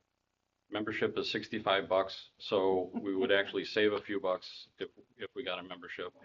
We can use our individual charge card to pay for it, but we would have to list, and I would recommend if we go that route, listing all 5 board members as potential users of the membership card, which I would imagine would live here at the township hall. So are we going to buy a lot of things from Costco? It would save us $65 for the membership. So a little over $1,000 is, we'd buy the membership. It would save us $45 to buy a membership if we want a membership. Okay, I've got another question, So you- because I'm still the techie here. Mhm. So is it cheaper to buy a new TV than it is to do whatever cables are necessary to hook up this large screen? it's Probably. possibly cheaper and better quality. When you factor in the cost of the equipment and installation time, probably. What's that TV we talked about back here? Yeah. It's a 50-inch. There you go. Will it fit on that wall? So I was just wondering, how wide is that wall? Sure. Does it have an HDMI port? Sure, that's fine by me. What was that? You got a 46-inch one. That he would donate. 46-inch TV you're talking about? That you could donate? It would save $330 in tax, It's used, but it's in good shape. $350 with tax. Sure. Cool. But I would recommend that GT Mobile, who installed all that equipment in there, be the company, hire that company to install, GT to Mobile. hook it up to our tower in there and our server. Well, it'll just be the Because internet they're getting the plugged ones- into that though. It'll actually just plug right into the Cherry Capital port. Doesn't need to be backed up. Because it'll be backed up on YouTube. Yeah. So Cherry Capital probably should come in and do that. We can't just have somebody off the street come in and do it. I'm not saying, but we're supposed to. We let people come in off the street and use our Wi-Fi. It's basically the same thing. I know, but I'm No, talking she's about she's installing. Oh, installing. Installing. Oh, I got you. No. I got you. Supposed to Okay. have liability. I agree. Yeah. Yes, I agree. There are two skills. One is electrical as an electrician, and the other is computer We need log. his paperwork. Yeah. Be licensed and all that. Mhm. Licensed and insured. Licensed. For insurance. Right, but this is literally, they're not hardwiring anything into the system. They're It's, not. no, it's just plugging in the internet to the laptop. The plug itself, if we gotta move a plug, then we'll have to get an electrician. But If we decide to hide those wires in the wall, we Yeah. would need an Right, we would electrician to need do somebody that. to do that. Yeah. Can't you move this TV and put it on? That TV's too old to work with that program, I believe. Oh, I also think that one's too big to fit. Actually, your TV would probably be a better fit. It has this mercury. Nope. Just needs HDMI. Yeah, just as long as it's That's why not you're a- giving it away. Just as long as it's not a squirrel. All right. So we approved this, so we, Yeah. We haven't approved it. So Yeah. are we well, I going mean, we need to vote. Are we going to subtract the price then of the TV from what we have? Well, here she in said up to place? 2,000, so if the Yeah. TV's taken off, Ah. it's still. Yeah. We're still looking for the total cost. Oh, I guess it's here in the top. Yeah, so it'll be, You're looking at a little over, Okay. it depends on if we pay for wiring on top of it. You're looking at a little over $1,000 actual cost, yeah. and roughly, then- plus any wiring we choose to do.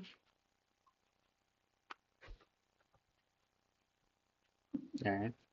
Go ahead and roll call. Ready, Rose? Miller, Yeah.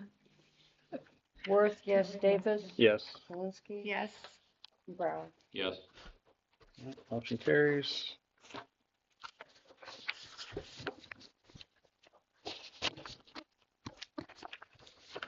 Is that all for the, We're getting down there. Is that it for the website? I see, No. never mind. Yeah, got it. I have one more thing for the website committee if you're done.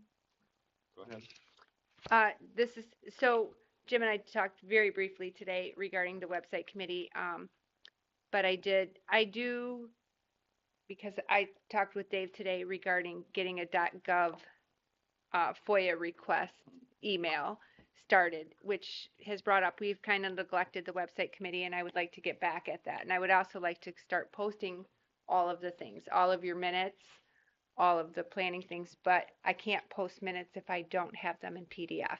So I'm going to ask that whoever you get for your note taker and for these here, that for the board meetings, that they be emailed to me in PDF so I can upload them onto the new website and we can actually start working to get that fully operating.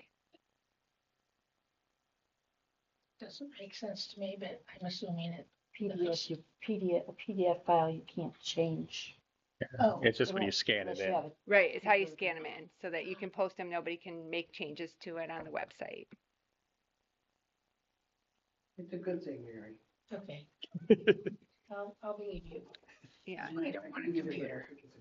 Yeah, so if we can start getting like the, all of the agendas and that to me and the board packets, I'm happy to put them up as long as I have them in PDF.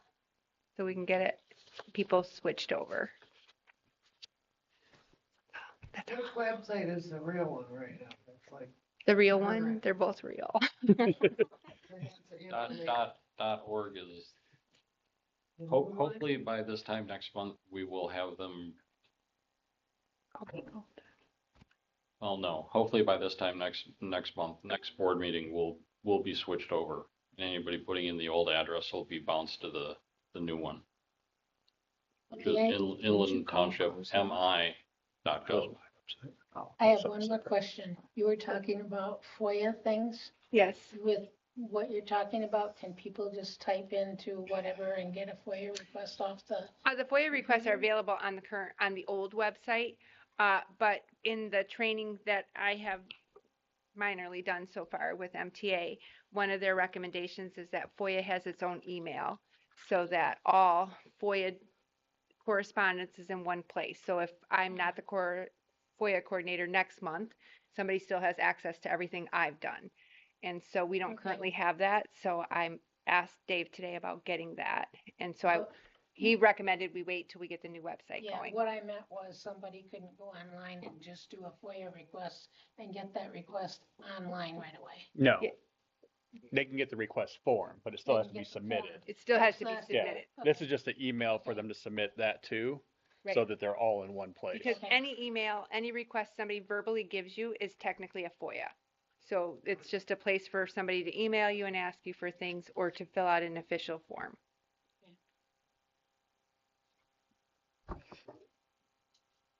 All right. Land Committee, Evan's not here, but he is contacting a realtor to find out information on the Stanley Road property. And then I signed the permission to enter, or I forget exactly what it was, but basically so that Eagle could go on and do the land testing over here. They have not done it yet, but they needed me to sign a thing saying that we wouldn't trespass them if they went and did the land testing. So that's where that stands. Zoning administrator. There's nothing. Your report. Okay. Compensation committee. I contacted Amber. Stairs. Because Steering. Stairs. say it 500 times, you finally get it. Yeah, asking how they're doing with contacting folks, and he said things have slowed down a little bit because of the election, and they're gonna start bringing their doorbells and. Yeah, she emailed me last week, wanted to know when was a good time this week, and she told me when she was available. And that was Told it. her everything except for my doctor's appointment that I had earlier today, and heard back from her. So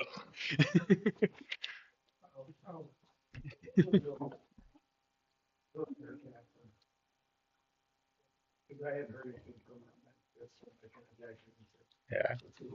Yeah, and I know the finance committee's kind of wanting some kind of idea on that. I think they had some meetings because I did get an email today from one of the people there and she apologized greatly for not responding till today. Okay. Finance committee? So just so you know, Finance Committee is moving forward with meeting with different department heads on the 25-26 budget. Starting that process now, having those conversations with the department heads in the hopes of bringing back to the board by January a working budget. So in between now and then, there would be some iterations going back and forth. But January, have a working budget. February, hearing of the public. And then March, at your regular meeting in March, you could approve a finished budget. Might be a little bit audacious, but that's what we're working on. So for each of the department heads, if you haven't been contacted yet by a finance committee member, you soon will be. So, and then that will just be, what are you looking for next year's budget? What do you think you want to do? We're looking at moving things. Yeah. So Yes, I'm gonna get with you, Peggy, and we'll come with something and I'll get with Jeff on it. Myself as a department head someday. Committee chair, maybe. So committee chair, that's better said, committee chair. So, you know, what is it you may look for next year in terms of the two parts? Okay, you get into that on the agenda. And that's that. Thank you. All right. Assessor. So I actually have two reports. I don't know if I had a chance to review it, but The first one, the first one. the long one, no. So I will focus on the initial general report and then kind of touch base on the second one. So nothing extraordinary happening in the field of assessing, other than I've recently done some inspections for building permits. So on 9/30, Associate I performed inspections of 35 projects, inspecting new or older buildings and apartments. 30 of these permits were issued prior, while 5 of these permits were issued in early 2024. Beginning the last week of November, additional inspections will be performed for permits that have been issued in 2024. Those permits are up to date up until October 31st. So we usually do them monthly. So anything that adds later on, usually that late in the year, maybe they'll dig a hole if they're building a house. Usually, you know, there's nothing really started by then, so those will be held up until next year. But currently, there are 20 parcels to be inspected again for 2024 permits. The annual personal property canvass will be performed prior to December 31st. There are currently no tribunal cases for Inland Township. And I didn't double check before I came here, but I don't believe we have anything for December board review, but I will let you know by the end of the week. Okay. The lengthier report does touch base on so some recent questions that come up and that have come up and so I have every intention of doing to this day, but I'm going to send this report to the Planning Commission, Zoning Board of Appeals, and to the Zoning Cabinet to answer some of those 2.5 acre questions, historical processing of them, the process that land division goes through, the documents that we review, so on and so forth. So if you don't hear from me by the end of the week, Planning Commission, I urge you to email me, because that means I couldn't find your email address. So it's not that I was ignoring you or didn't try to do it, I just couldn't find it. So if you don't hear from me in the next couple of days, try to shoot me an email. My email is on the website. Do you have a question? No, Laura, you didn't get it, did you? There's a copy. Yeah, I like I said, I didn't have a chance to send it to everyone today. It's just the board, the township one, but I will get it to everyone else because, again, if there's questions, this will answer. Some of them possibly produce more. That is about it. FYI, I will be going on vacation next week.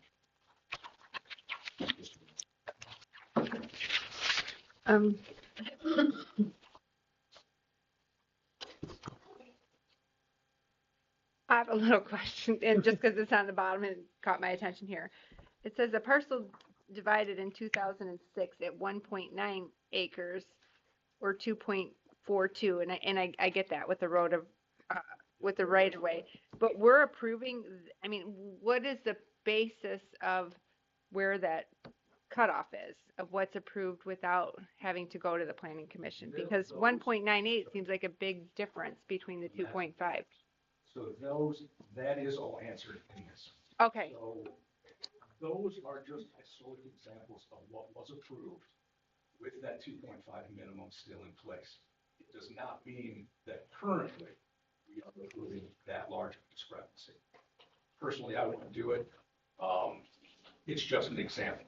Okay. To show that this has not always been adhered to the absolute letter. So if you read the entire report. Yeah, we didn't have time to do that. So, okay. So that was not done recently. Yeah, I saw it. 2006 was a long time ago. Okay. Plus, I think in 2006, weren't we still under county? It was a joint at that time, right? Because Don Sevick or whatever the last name was, I'm not saying that quite right. Was it spec? Or civics, SIV? It is Sevick on here. Oh, Land Division Agent for Inland Township. Yeah, Yeah. and that document that's in there is from 2002. yeah. So So- it switched, like Inland Township handled it, and they had one person that did it. The county did it, those years, I have no Yeah, idea yeah. when that transition was. So Because we Don was- included that 2.5 acreage. Ordinance was in place, so that was kind of a question too, that brought up. When did that come in place? So I can go back to what's 2002. Yeah. But again, those are answered hopefully clearly in the Okay. report once you get all the way through it. It's not 180 pages. Yeah. It's dry, very bland. This is, so I guess I don't know what so should we read this and then are you available for next month questions? Pertaining to this report. 'Cause- Phone call, Next week. next week. Yeah. Well, I'll ask quickly because it says here that these 2.49 acres, your response was previous administrators have approved land divisions at that, setting a precedence for others. Correct. So now going forward, we can never tell somebody at 2.49. So can we tell somebody at 2.39 no? Or how do we get back to only strictly enforcing the 2.5? Fair questions, all fair questions. Again, they are in there. Okay. I do address essentially a margin of error. So there are, again, documents. Right, in we there. talked In about that. every meets and bounds parcel, whether it be 2.5 acres, 10 acres, 6.5, doesn't matter. Whatever that designation is, it is always written in more or less. There's literally a margin of error built into the entire profession of surveying. I've done some research, which is also in there, that suggests 5% is acceptable. Attachment that shows a YouTube video from a surveying company that verifies that 5%. To me, again, things are open current interpretation, 5% is too much. Yeah. But it also suggests that on a spot survey, that a plus and minus 1 foot is acceptable. I'm not a surveyor, can't speak to that. I can only give you the examples that I have. Another example is, and again, 2.5 acres was kind of the primary concern. I did a diagram just on my computer, on my sketch program. If you take 330 foot by 330 foot, perfectly square, that's 2.5 acres. If it is 1.1, don't quote me, 0.175 degrees out of square, that's 1 foot in that 330 feet, it's 1 square foot less. So where do we draw that line? Is that just, nope, can't be done. It's 2.4997 acres. So if you take into account the built-in margin of error, if you take into account the survey, but I also take into account county GIS, it's their geographical information system. They graph all of these parcels according to those surveys that they get the same deeds divided. There is a large discrepancy, which I've also provided in this. So let's say the legal description says 5.08. What's in my database, it says 5. County GIS mapped out according to that legal description said 5.28. So again, there's a less, which is more accurate. But the current technology of the GIS system, the surveyor, So again, some people may want it to just be black and white. I look at all of the information that I can get my hands on. That's why, and again, the precedence that has been set by prior administrations. Now, it's not to say that you just can't. My comment was when asked about it, that you can't tell one person they can and the other person they can't. Board of reviews, boards, everybody, I think, knows that with an interpretation of a rule, you have to be very careful with the decisions that you make. Because again, you can't tell one person you can and the next person they can't. I tell that to my board of reviews specifically because if someone comes in for an appeal and says, hey, I want my property value lowered, I don't have any evidence to prove my potential value, and the board just does it, what's to stop that guy from, or woman telling all of their neighbors? And now that board is to tell those people why they changed this person's and not theirs. So again, interpretation, additional documentation, margin of error, it's all taken into account.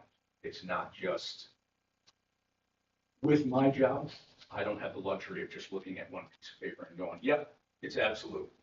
You know, and that's interpreting law, which the state tells me I have to do, even though I'm not an attorney. It's an interpreting surveys, it's interpreting past documentation and actions by other boards. So it's all addressed in there a little more concisely. But So my next question, I totally understand a 2.49. I have a square 10, like you said. It's not part of my corner of my 10 is in the road. So I'm going to lose that. you believe it's perfectly square. I know it's not. Until you get a survey. And I had a survey and it's like, yeah. So, Legal descriptions, again, just like, don't Right. describe a parcel as a quarter acre. Okay, so that implies that it's perfectly 330 feet by 660 feet square in every corner. right. It doesn't mean that it is. Somebody might survey it and it's 2 square feet off, So which for our zoning would negate it from qualifying. my question is, oh, I'm sorry, go ahead. You finish your. Okay, so my question is that if we are reviewing and we're making changes to our ordinances right now would be the time, correct? To make any changes, so we as a board have to decide that for, I don't know if we do that after you come up with the presentation for us, or if we do that now.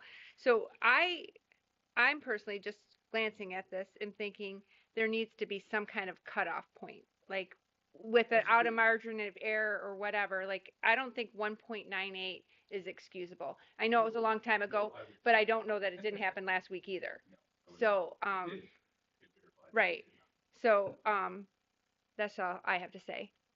And my concern is the fact that the planning commission is not seeing these. I'm not saying that somebody can't build on 4.9 or 2.49. What I'm saying is that should have been a special use and that should have been brought to us. And the planning commission could say, yeah. There is one home on Fewens Road, right at the corner of Condominium, that's 1 acre. That was grandfathered in. That's Still- considered by definition a legally non-conforming parcel. It was done, who knows how long ago, prior to, you know, minimum Ordinances. acreage. But Yeah. there's a new building, a new home being built since I've been the chair of the planning commission, and that never came to me. So that's, I would think that should have been a special use permit. Even though the property is non-conforming, and we have to approve it, it's special because it doesn't fit. So because it doesn't fit the minimum 2.5 current ordinance, you feel that any permit issued should go through the planning commission first, like a zoning variance. Yeah. I think so too. I understand that, not my department, I don't have a say in it, you know, but if that's something you want to do, then yes, it should absolutely be addressed. Now, in my Can personal I add- opinion, through assessing and just my minimal knowledge of zoning, when you refer to it as grandfathered in. So when you have any kind of change in an ordinance, you can't automatically make that parcel non-buildable. Right. Right? Right. Whether the township, the planning commission, or the board wants to make that exception, that it needs to go through a process. Again, that absolutely needs to be in writing. Well, My- I think that's a good idea for a number of reasons, like you said too, because like if the planning commission and the board have people coming in and going, why did they get to build on 1 acre? Well, at least the planning commission is well aware the board's well aware because it went through a process. We can't necessarily stop it, but at least it gives us all the information that it's being done. My understanding was as long as the footprint is the same, the building, even if the old building is gone, that a new building could be done on that same footprint. I thought they had to keep one existing Depending wall. on- there's a lot of My stuff. point is that I'm should not have been gonna brought go to into the that. That's beyond our expertise. But yes, some of those are true in circumstances in which they are applied. Can I ask a question? If there is a variance, it's not an assessor's job. The zoning administrator is the one that's not carrying these forward to the planning commission, correct? Correct. All right, we need to clarify that with our zoning administrator then. Right, his job is to say what size it is. Your job, say how big the thing. Or if The a zoning split is. administrator has to look and say, it's only 2.49, I can't give you a permit, this needs to go to the planning commission. Correct. That's If where it's- there's a disconnect between Yep. us, him, and you. Yes, I am one member of 3 people that review and authorize land divisions as far as permit. I'm not involved in the permitting process Right. at all. There is also language in the Land Division Act and on our land division application that says just because it was approved and qualified for land division, that does not guarantee that it qualifies for all other zoning ordinance. But then it also says you cannot approve a land division if it does not qualify for all of the zoning ordinance. So you've got this, as you said earlier, there are always gray areas in every township zoning ordinance. When they come up, to foresee all of these issues down the road is quite difficult. So you are not in any boat that other townships aren't currently in. Someone else is having a meeting about the same thing right now somewhere. Would a township survey? No, we were talking about like a survey for what people want, not like a physical survey. Oh, I Right. thought you meant like a parcel. No. Breakdown. I know it would be expensive, but. Yeah, that'd be, so I have one last question. So we have the land division team. I don't know what you guys call yourselves. And do the 3 of you have guidelines that you're choosing for this? I know you're using a survey, but like, who sets those guidelines for them? What's the minimum you'll divide? So the minimums are, there's 2.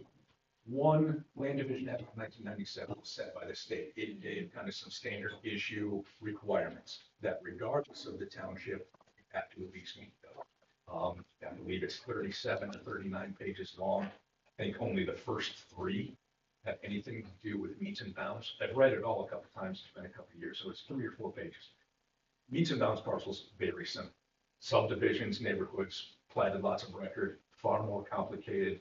That doesn't have anything really to do with the assessor. It has a little bit to do with the township, but it's also a state process. Somebody wants to put in a new subdivision, they have to apply to the state, get approval, then they have to try to get approval through the township. It's a process I'm unfamiliar with. Getting off into the weeds. Kind of forgot your question. So what guidelines does the 3 of you guys use for allowing whether a division's allowed? Sets some basics. Each township then sets their own ordinances, land division ordinances, kind of areas. We have rural residential, which is 2.5. We have commercial, which is 1. We have forest residential, which is a minimum 5, which I believe most of those are all in state land anyways. So it's the job of the township and the planning commission, I believe, to go through that.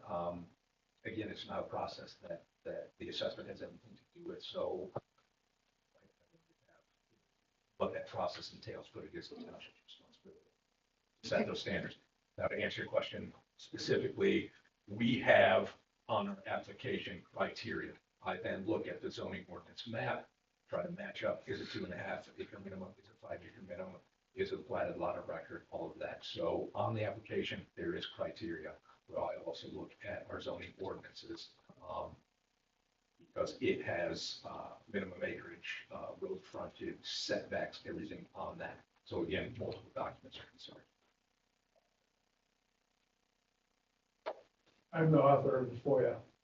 I'm the one who Yeah. was in, I found this out from Paul, who brought that to my attention, and I brought it to the board about the 2.49. I was at the planning commission asking the same question. Sure. What I see here is partial. And I understand your concern about which do you go to. Problem is, you need to go here, planning commission. If there's anything in your mind that you question, you gotta go to the planning commission. Yes. Absolutely. I mean, I'm talking. With, I'm not pretending to be adversarial, that no direction from any board since I've been an employee of Inland Township has ever said those words to me. Yeah. Has ever inquired in any way, shape, or form, other than, until other people have brought up questions. So again, kind of get back to, until you have a problem, it's not addressed. So now we're at a point where all things need to be addressed. So because I'm an employee of the township, I will do whatever the township or the planning commission tells me to do. I don't have a fight in it. It's not. Right, it's a tough one, because. These are done. Yes, what I have gone by, again, is in this report, historic documentation, current GIS, which is what I have been doing since I was hired as the assessor, since I have been part of the land division, which includes previous administration. So it's not that I have just made these decisions on my own, but if the planning commission and the township want something specifically done to address these, then absolutely put it in writing. And again, I'll do whatever the township says, as long as it doesn't contradict with Michigan compiled law. I just, as planning commission chair, don't like to be blindsided Understood, no one does. in that seat. Nor do I. And that's what happened, and the guy was quite adamant that if we didn't approve, he would look through our township and find every other one that this situation applies to, and make a big stink. And then And we again, started going, well, geez, how many other are there? And so that was the thing, it was just something that we weren't even aware was a problem, like you said, until it became a problem. So I it think became a problem. if we need to, in writing, say if there are any land divisions that alter a half, like anything less than 2.5 needs to come to us. Yes, Any- absolutely. Absolutely, and then we can say, oh, 2.4997, sure. You know, I think it but would we be nice, have established. right, I mean, Establish a standard. 2.49 is like, obviously, I think it should be eligible to be built on and all of that, but I just feel like there should be, right, I feel like there should be some kind of number, and I don't know how we reach that number, whether it be 2.35, that is acceptable. Well, it should be 2.5, and then we need to set our own margin of error. Well, that's what I'm saying, Exactly. that's what I'm saying, we need to set that. Set 2% and call it. You could, yes, so just as an example. Yeah, but- I believe I- Planning commission will set it and bring it to the board. Yeah. But you can't just do a flat 2% margin of error, because that opens up, because it opens up a whole a different thing, right? Right, but then it's 2% of what? 2% of the total land, 2% of the perimeter, 2% of what? So it still has to be better defined than 2%. And how do you define 2.5 acres? Is Jim Weller was saying, well, It's close property enough. lines go into the road, and so if you count this, the road, there's so many variables in there that if you say 5%, and that puts the onus back on the assessor that shouldn't be there. It should be at the planning commission. Well, I agree. Well, let me just say this, as the planning commission chair, I will reach out to the assessor and either have him come and speak to us and Yeah. take his suggestion as to what he thinks the over-under should be, a reasonable amount, and he can handle it from there. Yep. We're aware of the problem. We will And fix it. really, the zoning administrator, you also need to speak to. Yeah, and I Yes. personally. Tell us how you really feel. What I have looked at, when they say a 5% difference, if the target is 2.5, then I say 2.5 acres, and it's 2.5% on either side. That's generally how I've looked at it, which I believe comes out to 2.45, 2.56. If it's in that range, then it's 2.5. That is how I've interpreted that 5%. But I don't make the I think that's a great way to do it. Doing it, but the township can make that. You're an assessor for various townships. Yes. Have they given you that kind of? Now that you say that, and I said that no township board has ever addressed this, it's not just this one. No one has ever given me any kind of direction. I've had to search for it myself. Okay. So, Do your other townships have a 2.5 minimum? Because like I know Colfax has like a 10, don't they? A 10-acre minimum to build on? Homestead has multiple, some of it is 2.5. They were together at one point in time. So their zoning is similar. So yes, they have a 2.5. I believe they have a 5-acre minimum. Lake Township, that's a long story, but that one's complicated because there's so much water. There's so many platted lots of records, so they're not even comparable. But I've gotten into on some of these other concerning platted lot records. That's another story. But no township has ever sat me down and gave me any specific direction. But to say this, I apply everything that's in this report to all of my townships. In the 5%, the discrepancy, I apply to all of them. So I have one last question and hopefully we can move on. I'm sorry. I find all this very fit. I know, I'm sorry. But then like you said, you could go on and learn and have more questions the more you do this. So we are currently working on that. You would like to present something to the board. I think that's a great idea. Do we have any idea of timeline? Because my only concern is if this is like an issue that is got some people upset, I don't know if we can do a variance to the ordinance currently and get that filed so that we aren't continuing to exacerbate and add to this problem. It's been brought to everyone's attention. Okay. And they know better than to. But I mean, as far as like getting the zoning administrator to bring them to you going forward, like those kind of things, can we address those things right now? And you know what I mean? So that we stop creating more problems.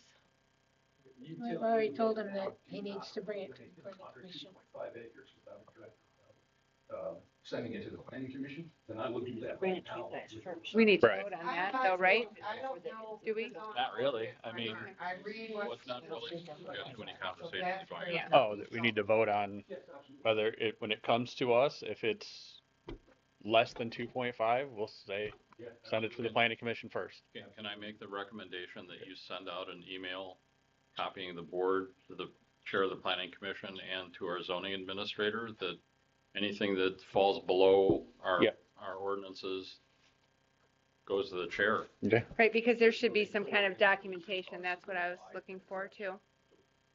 To know that he's been told. Just kind of to diffuse the fire a little bit, I can say with authority that this particular parcel that was spoke about earlier, the duplex is 2.5. This is the first and only one that has been approved since I have been here. So it's not like this is happening left and right and center, all day long. This is the only one.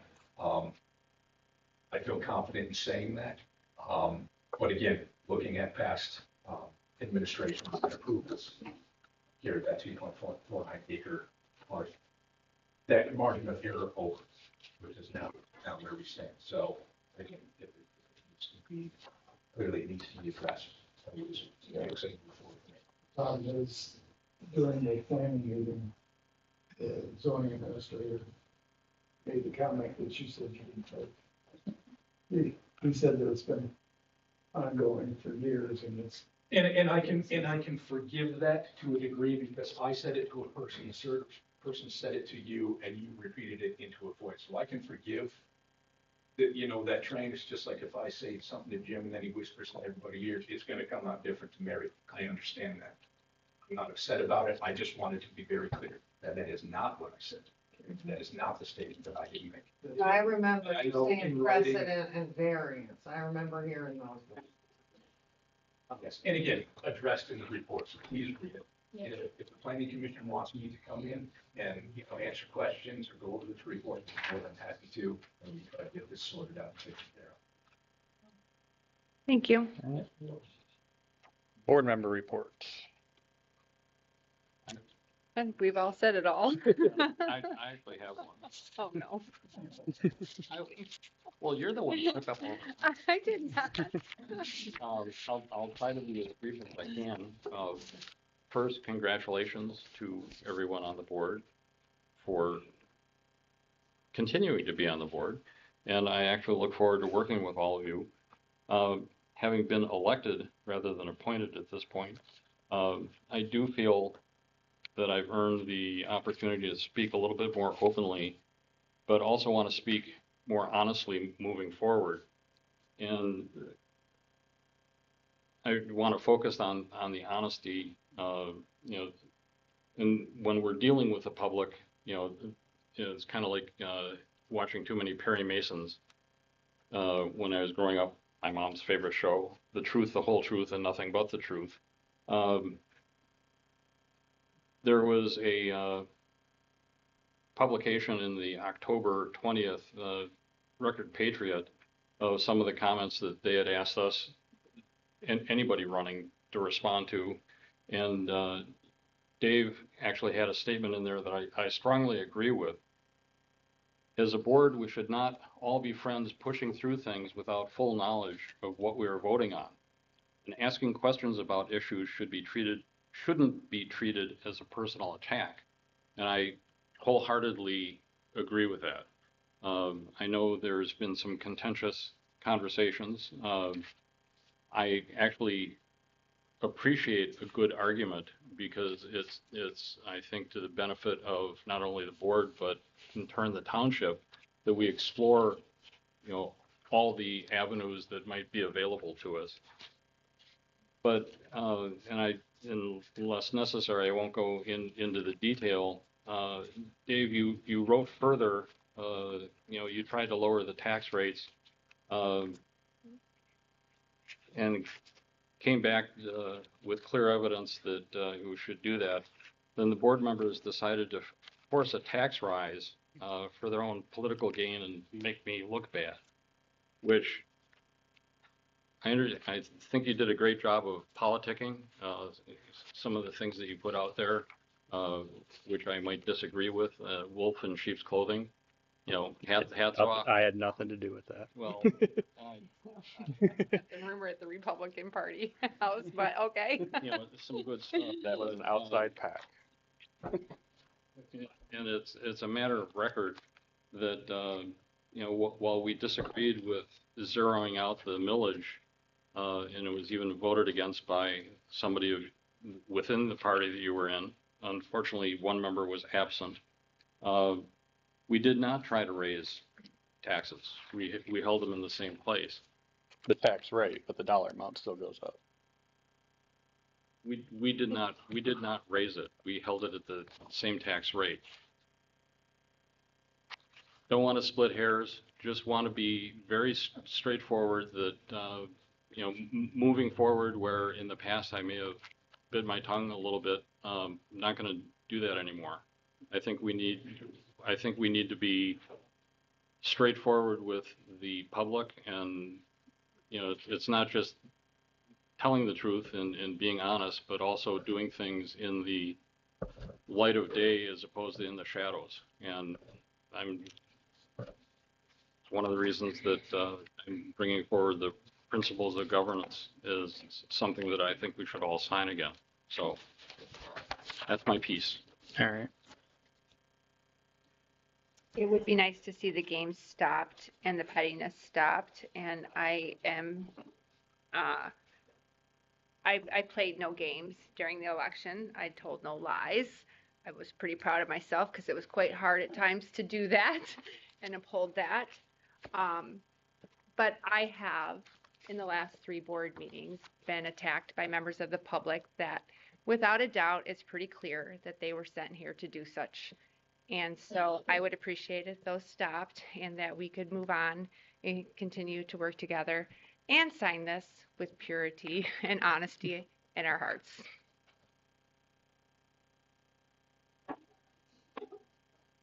All right. So they have put in the equipment for the Cherry Capital Connection internet so that we won't be paying for the spectrum anymore. They aren't hooked up yet, but they're still working on that. And then, was it 21st? That's what she told me Yeah. today. Is when they'll be putting in their phone system for us. With that, we'll have the option to basically everybody will have their own mailbox. You know, you press 1 for treasurer, you know, stuff like that. That's huge. And another option with that is once your phone rings in your office 3 times, it can go straight to your cell phone.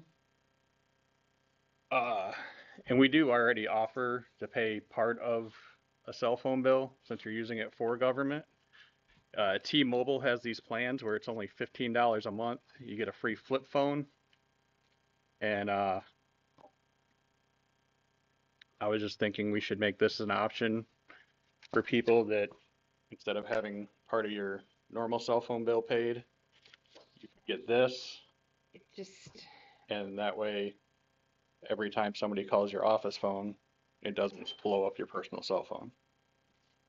I would recommend that because Something like that. all your cell phones, if the township pays for it, is spoilable. none of us have, I have never submitted my cell phone bill.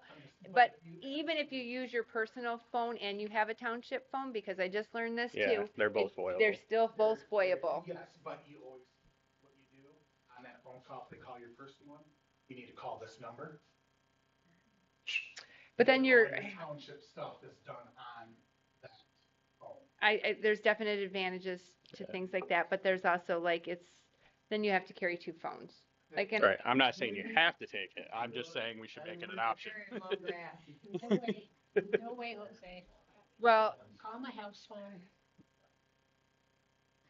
I mean, And then if you're out of town, away on business, you can take that phone and give it to your deputy. You know what? You can do all your business when you're out of town. what I would really like to see rather than that is at my old job, I had where all my voicemails went through to my email. So I clicked a thing, I could hear all of them right on my computer. So I could use my laptop and check voicemails that way. People could call, right? So yeah, Yeah, it's probably an option also. on our new Yeah. things here. I mean, to me, I think I found that to be extremely helpful. Do they do email? The phones, No. Oh. Cherry Capital. they do email. Like, No, they're just internet. yeah, it's the internet provider. And our phones at work do that. The voicemail gets forwarded to your email. You don't like it? I love it. Me don't too, I have loved to it. push. Yep. That's probably just a phone. It could be a phone feature. They were having problems. The Where it internet's can brand convert it here, to, the fiber, the new fiber, Yeah. they were having problems getting it provisioned. And he was supposed to tell me yesterday when he got it done. I haven't got a phone call or an email saying that it's done yet, which he was supposed to do, so I don't know if they were still working on it today. I think part of the problem is, and they said part of the problem is, it's we're the first one on the new hut. So all that electronic stuff had to be provisioned or configured or a little bit over my head so we could get service. And once we get that static IP address, then we have to give it to our IT person to configure our modem or our router to accept that IP, because right now it's only looking for the IP from Charter. So as soon as we switch it, nobody's gonna have internet in here. So. we just need to, We gotta wait for that, make sure that it's Right. working, and then we can call Jordan, come in, plug it in. well, we can call them and give them a heads up that it's gonna happen so that they're, I've already. Yeah, we've already Yeah. talked to them. I'm just waiting for that so I can do it because I have to contact a couple of our You other do, vendors, yeah. my vendors, to change things that I have with that static IP address. What's IP? it's a bunch of numbers that got through the internet. So, It's the address. Can It's you an go, address. as a It's government bunch of official, can you go in and bring this and just get one phone for yourself? Or is this like something the township has to do? Well, it would be through the township, but So you couldn't go in there and say, I'm the supervisor, I want this deal. you have to call this Jim Sprague, and he would set us up. I But we could do one phone. We could do is I think the Right, 'cause- smartphone would probably convert it to emails, whereas the regular. No, I'm just meaning, so like you can go into AT&T and you can say, I'm a veteran and show your veterans card Right. and you No, can I get a don't- I don't- 10% discount no, on your bill. You this go in there Jim with- Sprague is the guy that does. So this means government the whole agencies. township has to do this, not, you can't just go in like No. that and say, I'm a township official and get this deal. Right. That was my question. But are you looking at Oh, phones you mean just like your for personal? 3 of us, or? Right, so you can go into AT&T and say, I'm a first responder and you can get a discount on your phone service. And I can go. I just wondered if you could do that with this same thing as a I'm a township government official. employee, so The can I get township this? has to be affiliated with, has to have an account with T-Mobile, and then it has to be approved by somebody. So right now, a firefighter can take his phone, as long as he has his own phone, and actually go to T-Mobile, and it's free. See, that's what I'm saying, so why, But I have to approve it, and we have to have an account with. T-Mobile. Yeah, the township is the customer and then you guys are just the The kids service- of the customer. I demoed one because I was Mhm. thinking about switching, and the service was below what we currently have with our FirstNet. Which is AT&T. So that's why I didn't switch over to T-Mobile as a township, because the service, it's a little bit cheaper. The service wasn't as good. So you're recommending that to go with T-Mobile? I'm not recommending it. The fire department, we didn't switch. okay.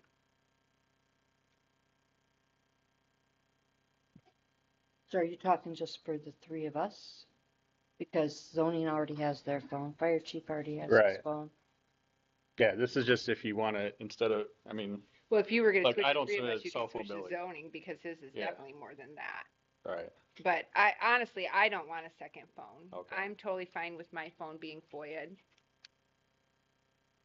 Are you interested in it at all, or?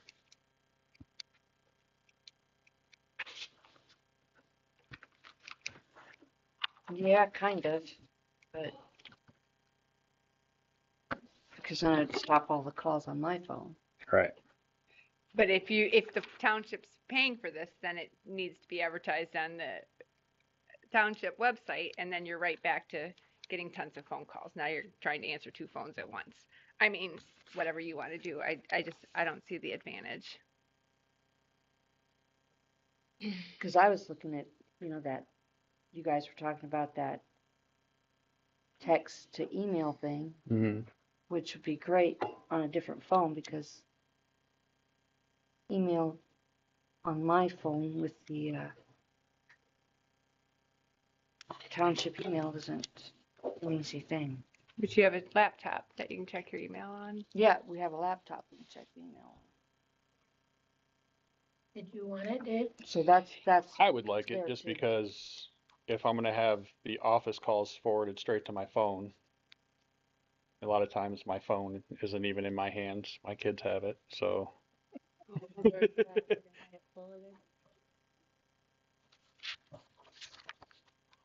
So I can never find my phone now. I don't want to keep checking. when they switch on the 21st, Yeah. would we need these? Are they also getting the new phones? For Yeah, the, we're getting new phones in the office. for and the everything office like at the that. same time. Yeah. Can we see how the new phones in the office? And then does go this to have this? Yeah, can we do this later? Yeah. After Yeah. we get the new phones and see if we feel we need this? Yeah, Yeah. that's fine. Okay, table it. Okay. Unfinished business, partial. We got, So the one with the black heading is the one that is for Layhan part, and the one with white on the top is for, No. no, Different proposals for the Lakeland. they're both for, Right. they're both for Lamb Road. This Okay. one was for No. the additional trees he went to look at. No, this one is, This is less Inland trees than the Township Park. last time, right? Yeah. I thought this was for the additional trees. no, this is all the dead Everyone's trees. doing this This again. is the additional trees, okay. Yeah, this is all the dead trees that are out in the back So of this is inland. the Inland Township Park. And then the three trees, the three maples that are right there where we do, trash day, Yeah. the three that are always on the way. I was gonna take those out and then have it ground down and leveled. Okay, so there are two different park things. And then they just take all the wood. Inland. The dead stuff, yes, and then they said the other stuff they'll put up by the side of the road while they finish everything else. So if anybody wants to come take that, they can come take it. And then when they are done, they'll clean everything up. But they are offering it out. I think it's just the three The maples. stuff that's would be taken is not oak wilt wood. Right. It's, Okay, So then the total for two of them comes to 97.90. wait, this is, I'm lost. I am totally lost This here. one- Do we this have the one- proposal from last month? Because This one this is, is Inland Township Park.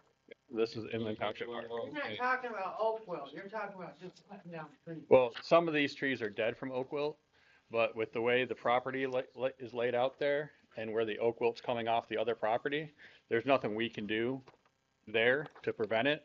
This is just to take down the dead trees. so this here is the Before they Lake fall. Ann Road. Yeah, and this one is the updated with the extra the- trees put on it for Lamb Road. So this is only cutting trees, it's not the oak wilt tree. Right. That was. Right. Okay. Right. This one's So- oak wilt. This So the is- one with black headings, the two pages, One page. This Well, one? Yeah, front two page, pages. Ours is front. Ours is front. Inland Township Park, So it's 1770 total, right? yes, 1770. Okay, I didn't bring, what was the total for the actual oak wilt treatment? I don't Because I didn't bring mine back with me. I don't care about that for the Yeah, moment. dealing with it. I want to get Yeah. unconfused. Okay. Is, Why do these look so different? This This is, Because- here is because Lamb Road. this is Lamb Road for 8,000, yeah, they went out and looked at the other trees Okay. after the meeting. okay, and then this is for Inland Park, Yes. And the 150 is also. For Lamb Road. okay? Yeah. So there's two different things for Inland Park, Yeah, Yes. it's 14, I wrote it. their total didn't, okay, so the only question that I have is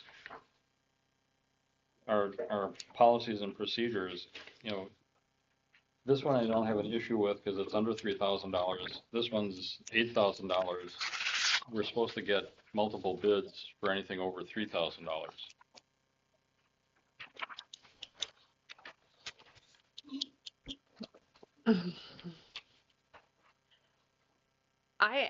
So we have to make a motion before we discuss this, correct? right. Okay. Okay, so let's start with the Inland Township Park. What's the 150? Yeah, it comes to 1770. Okay.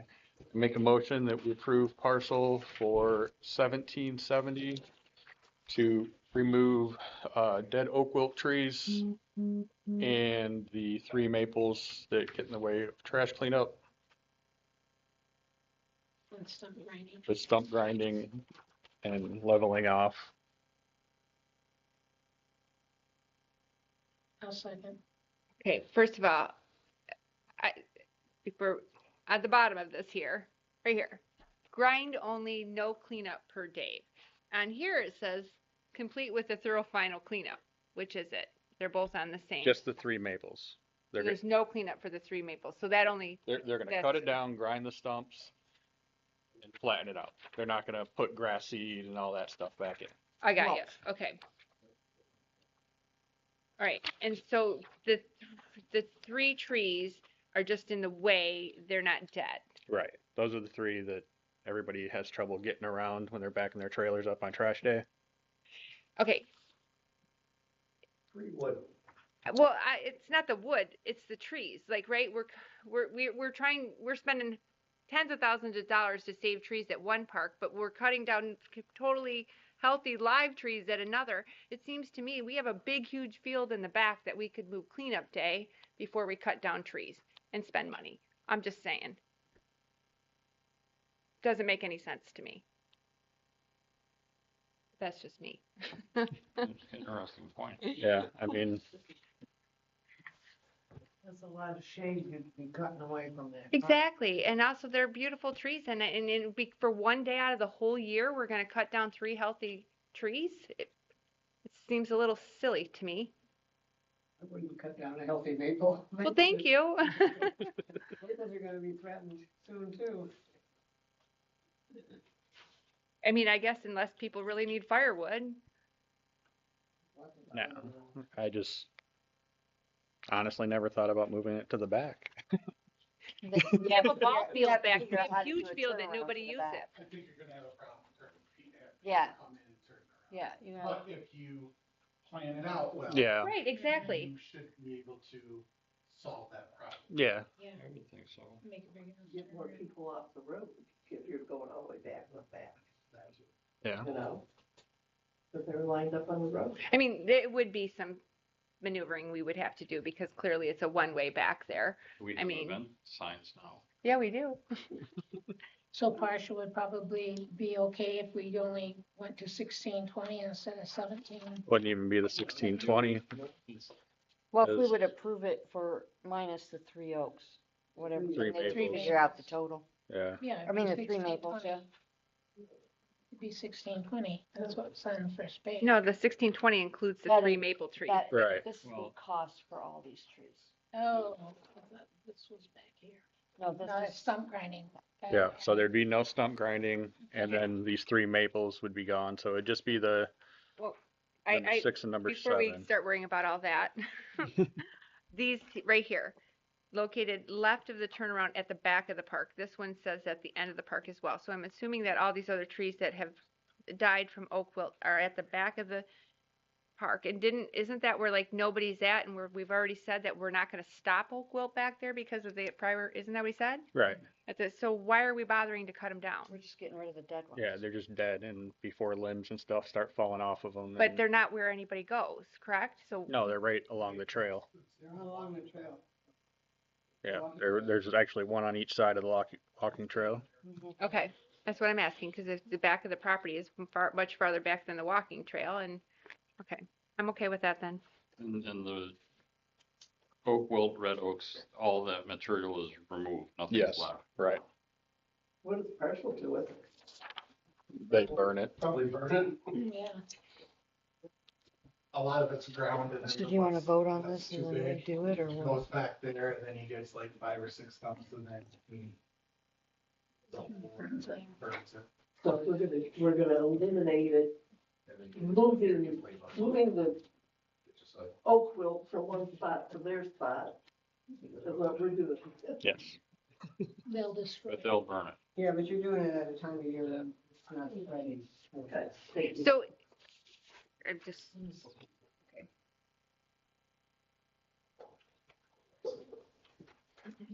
So we need to get a new quote from them minus the 3 maple trees then. Okay. All right. Do we want to just vote this down then and ask for a new quote without the maples? I'm good with that. I mean, there's no hurry to cut the dead trees So down it's for the A winter. motion, a dead motion? Mhm. Or you wanna do it during the winter. Well, right, Right. but we can get it, yeah, we can do it early spring too, right? Well, As soon as the park. Fungal mats and stuff like that, you don't wanna do it when there's beetles around. Right. all right. And then the Lamb Road Park. You want to put out for more bids on that? Well, we have 2 bids on it. Right. We have the one from, Arbor Tech Outdoors, which I gave you. Last time, yeah. And the one from Partial. But we added new trees since that other We're bid was adding done, new trees correct? Actually, to both of those. There's a few, the original bid from Partial didn't include all the trees. We've gone out and marked a few more since then. So this doesn't even have everything on it. It doesn't have everything, I don't think. I mean, I have to go out and count them again, but, There's 27. this is for 20, what do you have, for 27? Yeah, we have, Okay, so they did it, all right, 23 oaks and then 3, okay. Yeah. I'm looking at an older one then, I guess. So, yeah, you do have them then, if you added those 4 trees. Yeah. Okay. Did he give you a bid for those? 80/20. Now, the difference is the Arbortech outdoors people are not gonna haul the stuff away. And it needs to be hauled away. Right. They're gonna leave it there. Right, because it's busiest. Right, but you have the winter to get rid of that. I mean, and I'm not saying, Yeah. and I don't know what the cost would be to have some, I mean, I don't, But we should, I mean, if you do need to cut in the winter. right. Before April. Yeah, so we need to contract with them to do it if you wanna do it that way. Well, we The also, prices were not all that different between these two estimates in terms of the actual tree cutting part. and understand, but I'm also trying to do my duty as a trustee and it says 3 bids. You know, that, we got us, that's why nothing's happened over at the Lake Ann Road Park, is because we were asked 2 years ago to have 3 bids on everything, we couldn't find them. Well, I think there are, I mean, we could get They're another out bid. there. I could get one more bid on this if you want me to. Well, There's a whole list of tree people that you could call.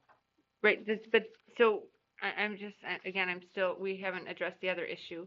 So last month, we were talking of treating the oak wilt. That was tabled to this month, while we found out if it was legit that we had this. So where it, right, I read that. So where is that cost in this bid now? So we're not gonna treat now, we're just gonna cut down trees? We can't trench this year. You can't trench Okay. it now because we lost the opportunity to have that done. Well, we had lost the opportunity to use it there. We could pay to rent a trencher still, could we not? Or do they just simply don't have time? Because that was the deal. They got to use it free from, Well, partial won't do it. You'd have to find somebody who would be able to run the trencher if we rented it. that's what, are there other companies that trench it? That's my question. I mean, We would have to find out. I don't know We offhand. can haven't keep called. stalling for months and months on this and not get anything done. I just hope we make some decisions pretty soon because we've already,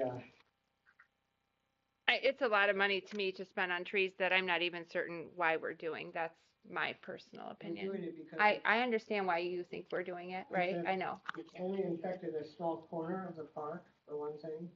Oh. And the park is largely red oak. And I understand. if you let it go, the whole Well, park is gonna be from infected. material that I received a couple of weeks ago, and I forgot to bring it, and I think it might have been from Ellie.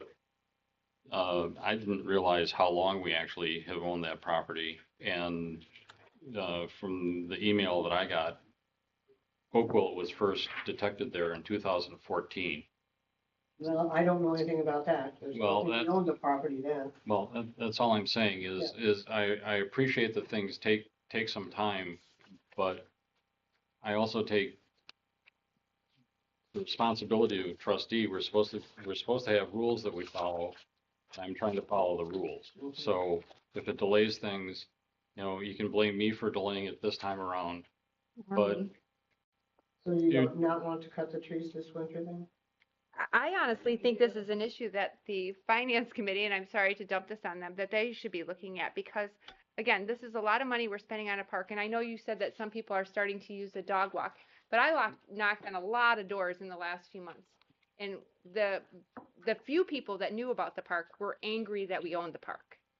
The very few people, and that's the honest truth. They were angry because we have the most state land in this township, and they're like, why do we even have a park that nobody uses or nobody even knows where it is? Granted, some of that is on us that we haven't advertised it. But again, we have the smallest number of people in our township. We have the most state land in this. We have a beautiful park that's falling apart over there that everybody in our survey said they wanted us to improve. That we did. Granted, it was a small survey.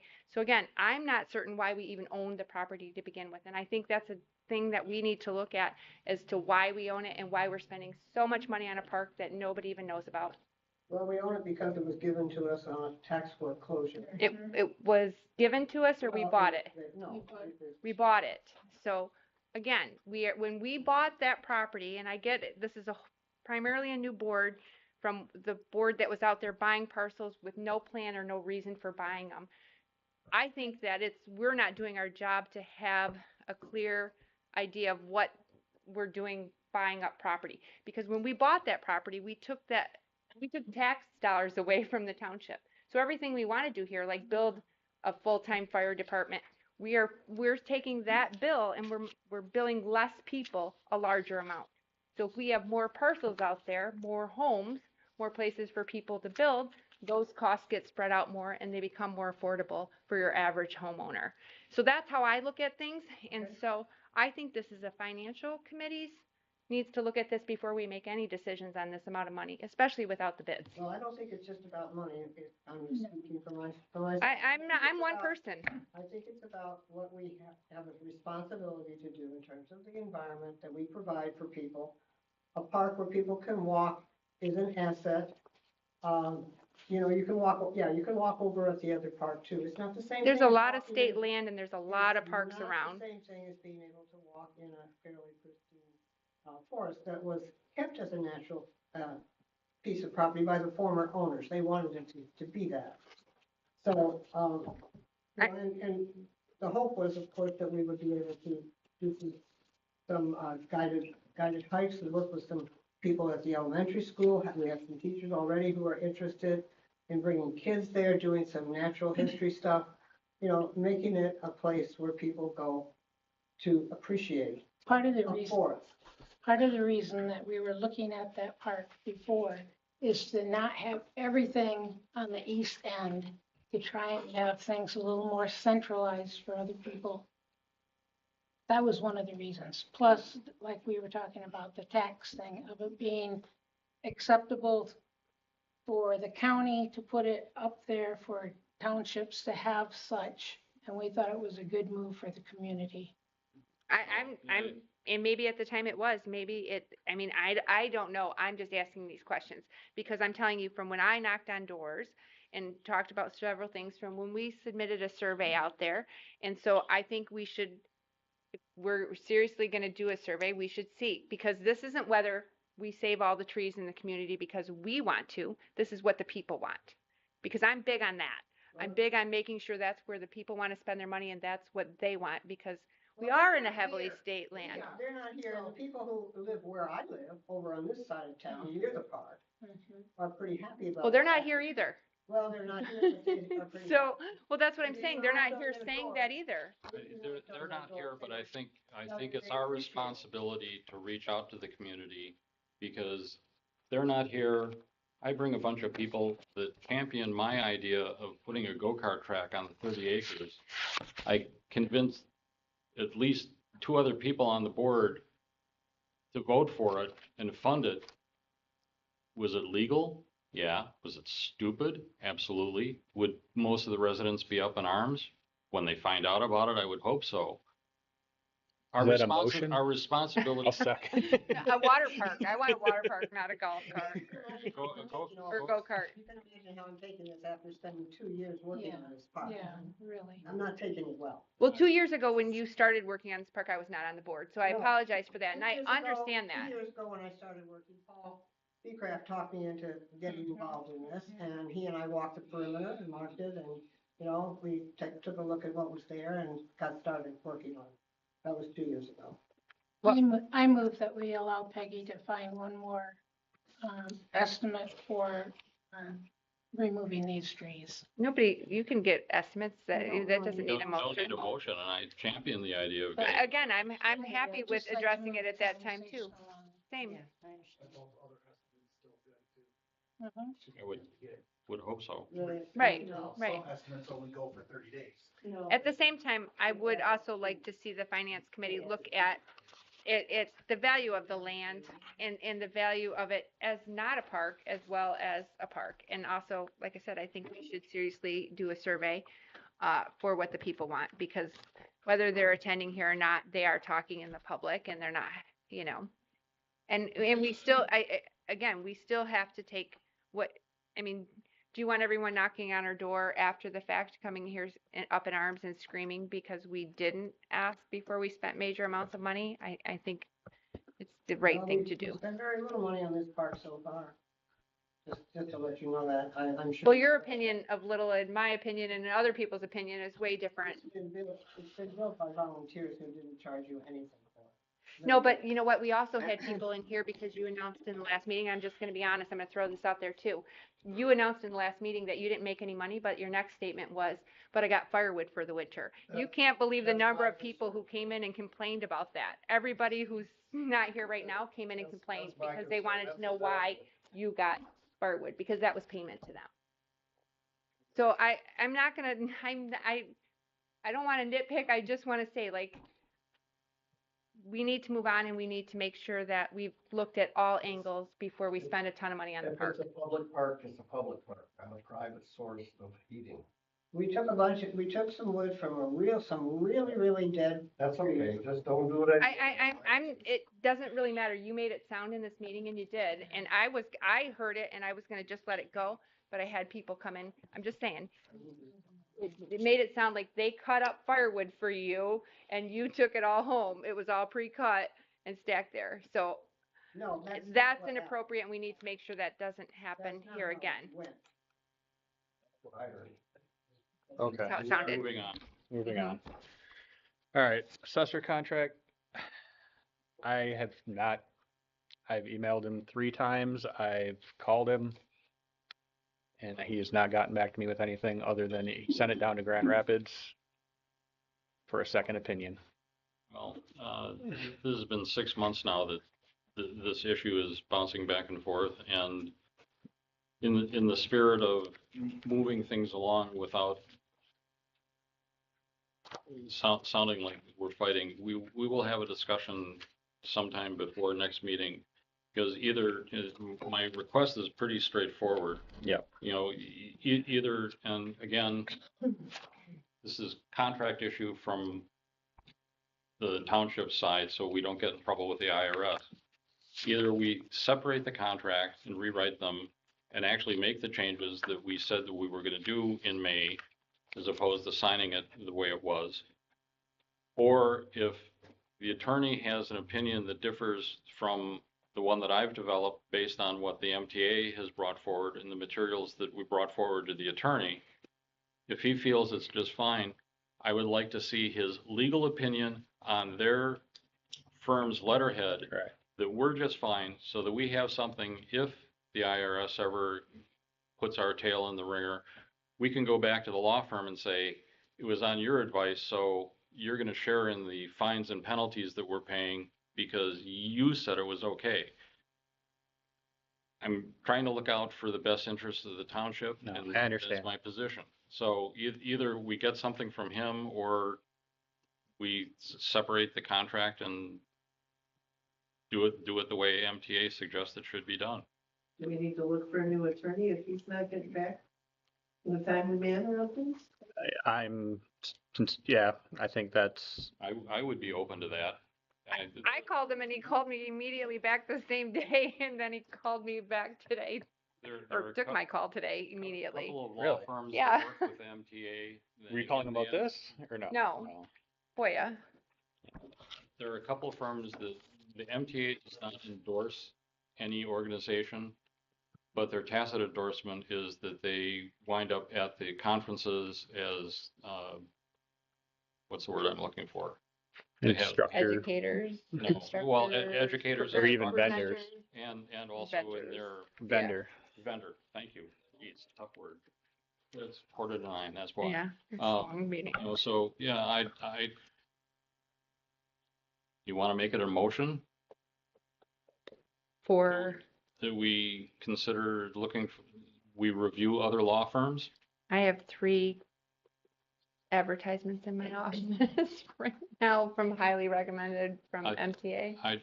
I make the motion that the supervisor look for at least 2 other law firms that work with the MTA directly. Mm-hmm. Yeah, all 3 of I them. can give you those names I have if you want them. I don't know if we need a motion or not, but let's move it along. I'll do it without a motion, so. I think you can do it without a motion. Yeah. Bring Yeah, it just if back. you make a recommendation, we probably need one. All right. All right, so it got overlooked, and I'm sorry, I really don't mean to upset Peggy Case, but I do think that we need to spend our money wisely, and I think we have spent a lot of money on trees. So again, I would like to make a motion that we have the Finance Committee continue to look at the properties that we own and make decisions on the value of them to the township itself and make them make a recommendation before we spend a bunch more money on trees. I don't know that we need, another thing that I don't know that we need a motion for. I think that, I think the finance committee has got a big challenge this year. I mean, I can have the land committee get a appraisal on it, see what it's worth.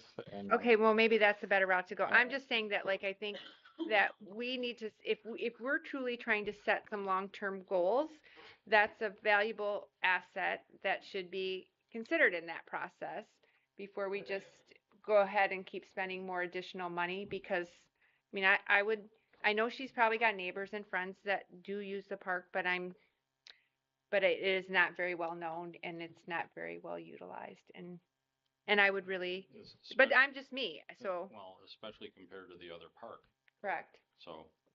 I stopped so- there today and 6 All right. cars came in my time there in 15 minutes, so. So the finance committee will work on it as one of the major issues, and we'll take it from there.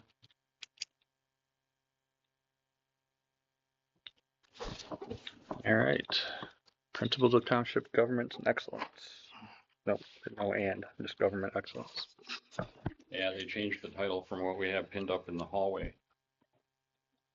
Since I emailed this out to everybody, if you had a chance to read it, I think it's great. Two of you have already signed essentially the same thing before. I printed one up on heavier stock so that. Oh, that's the official, we're gonna put down the line? Those come straight from MTA, that's what those. Not this way. I know, but the one out there, they used to send them every year. They used to. I was searched on their website and called and they said, oh, no, we don't have that now. So a couple years ago, they may have, so. So this is your own fancy paper? Yeah, heavy stock. I don't wanna sign. Well, you have to sign first. Oh, we we all need to gonna- approve signing it first. Oh,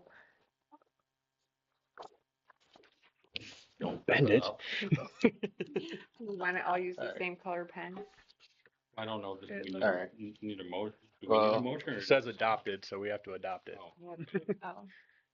All right, so I make a motion that we adopt the principles of township governance excellence I'll second that.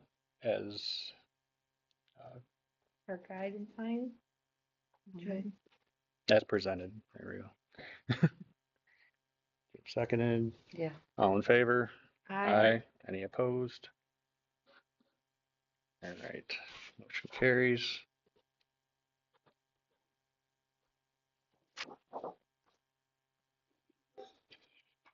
All right, in township survey. Should have thought of it before bringing it forward. I will work with Manor Casterison. I think they're probably a likely one.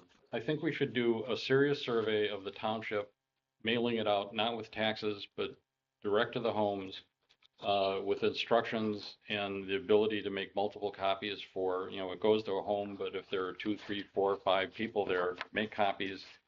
Here's a stamped return envelope so they don't have to drive it over here. They can just drop it in the mail.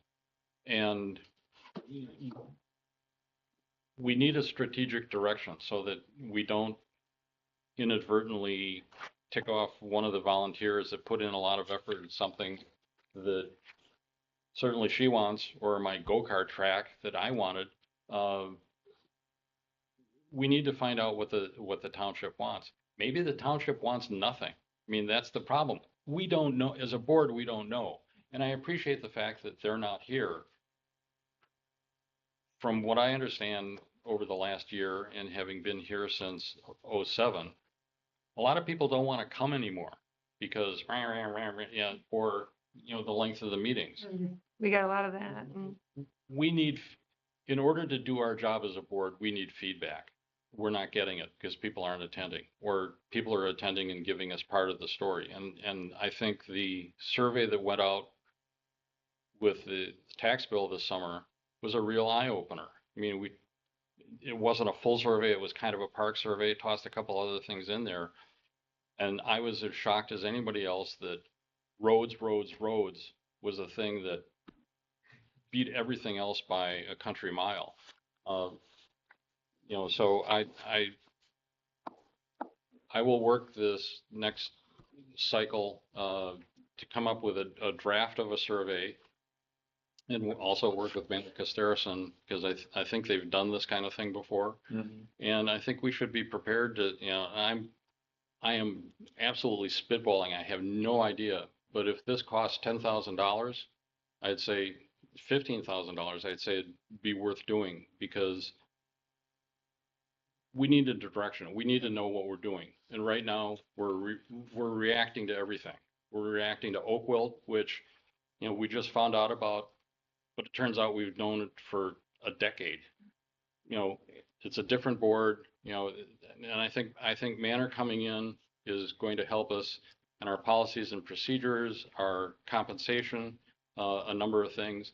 And I'm really thrilled that we have a finance committee that's going to help us with the number side of things, so that we do allocate our resources, which currently we're really blessed because we have a surplus that nobody really knows how it got to be so big. Look back in history, we do. I think we need some direction. I think a thorough survey of the residents is the way to do it. So I think I agree completely. And we thought doing it with the tax bills was a great idea. As it turned out, it was a lousy idea, because many came in after the fact, because I did not realize the number of people who actually pay their taxes themselves and don't even open their tax bill until they're sitting here in the office 2 months later. I can't tell you how many people were unaware it was even in their tax bills. So I think we have no choice but to send it out. And also I want to say, I really am sorry. I did not mean to personally upset Peggy, and I'm quite certain that I did. And I know, and I'm sorry, but I had to say what I had to say. Now you made me lose my train of thought. But and I know I talked to a lot of people during this campaign session, both people that called me, people that stopped by my house, people I work with, people I knocked on doors. And one of the things that was said to me more often than I wanted to hear was the reason that people don't attend this meeting is because, one, the board doesn't listen to them. And number two, they're tired of this bickering. And some of these people have not attended through any of us three's time on this board anyway. So it's not directed at any one person. This is a long time problem that this board has a reputation for. And just like a business, when you gain a bad reputation, it's really hard to build that back. So as Anastasia said, we have to work towards gaining the public's trust and getting the public to come back, because otherwise we're never going to get public input back. And I don't know any other way to do it than, as she said, to hold little, almost like meet and greets at the township hall to stop this pettiness, and that often happens here, and to shorten these meetings, have all the information in advance so we can review it ahead of time, so we can whip through these things, so we can rip through the consent agenda. Because I'd like to be out of here in an hour, and it's a lot to ask of people to be here for 3 hours to listen to all this. So that's all I have to say. So I think we should do the survey and we should work on getting public relations back with the community. I have one last thing, looking at my notes, looking back to the purchase from Costco. Am I supposed to get a membership or no? Does it have to be a township? Well, we're not supposed to be paying sales tax, but we do, because we can't always have a, The only way we can avoid I that know, is- we can't always do that. Yeah. So, the board approved it with the sales tax, so. If it's Well, it's cheaper to get the membership than the But sales what are tax. we ever gonna use the membership for Actually, it again? didn't approve anything. Well, I guess technically it approved $2,000. Basically, with Jim donating the TV set, it'll be a break even. Right. We save sales tax, but the question is, do we want to join Costco it basically won't cost us anything more. Right. Well, I can and if arrange- if joining the membership, Jim, is anything like it was with Sam's, Mhm. Dayton had to go in personally. I had to go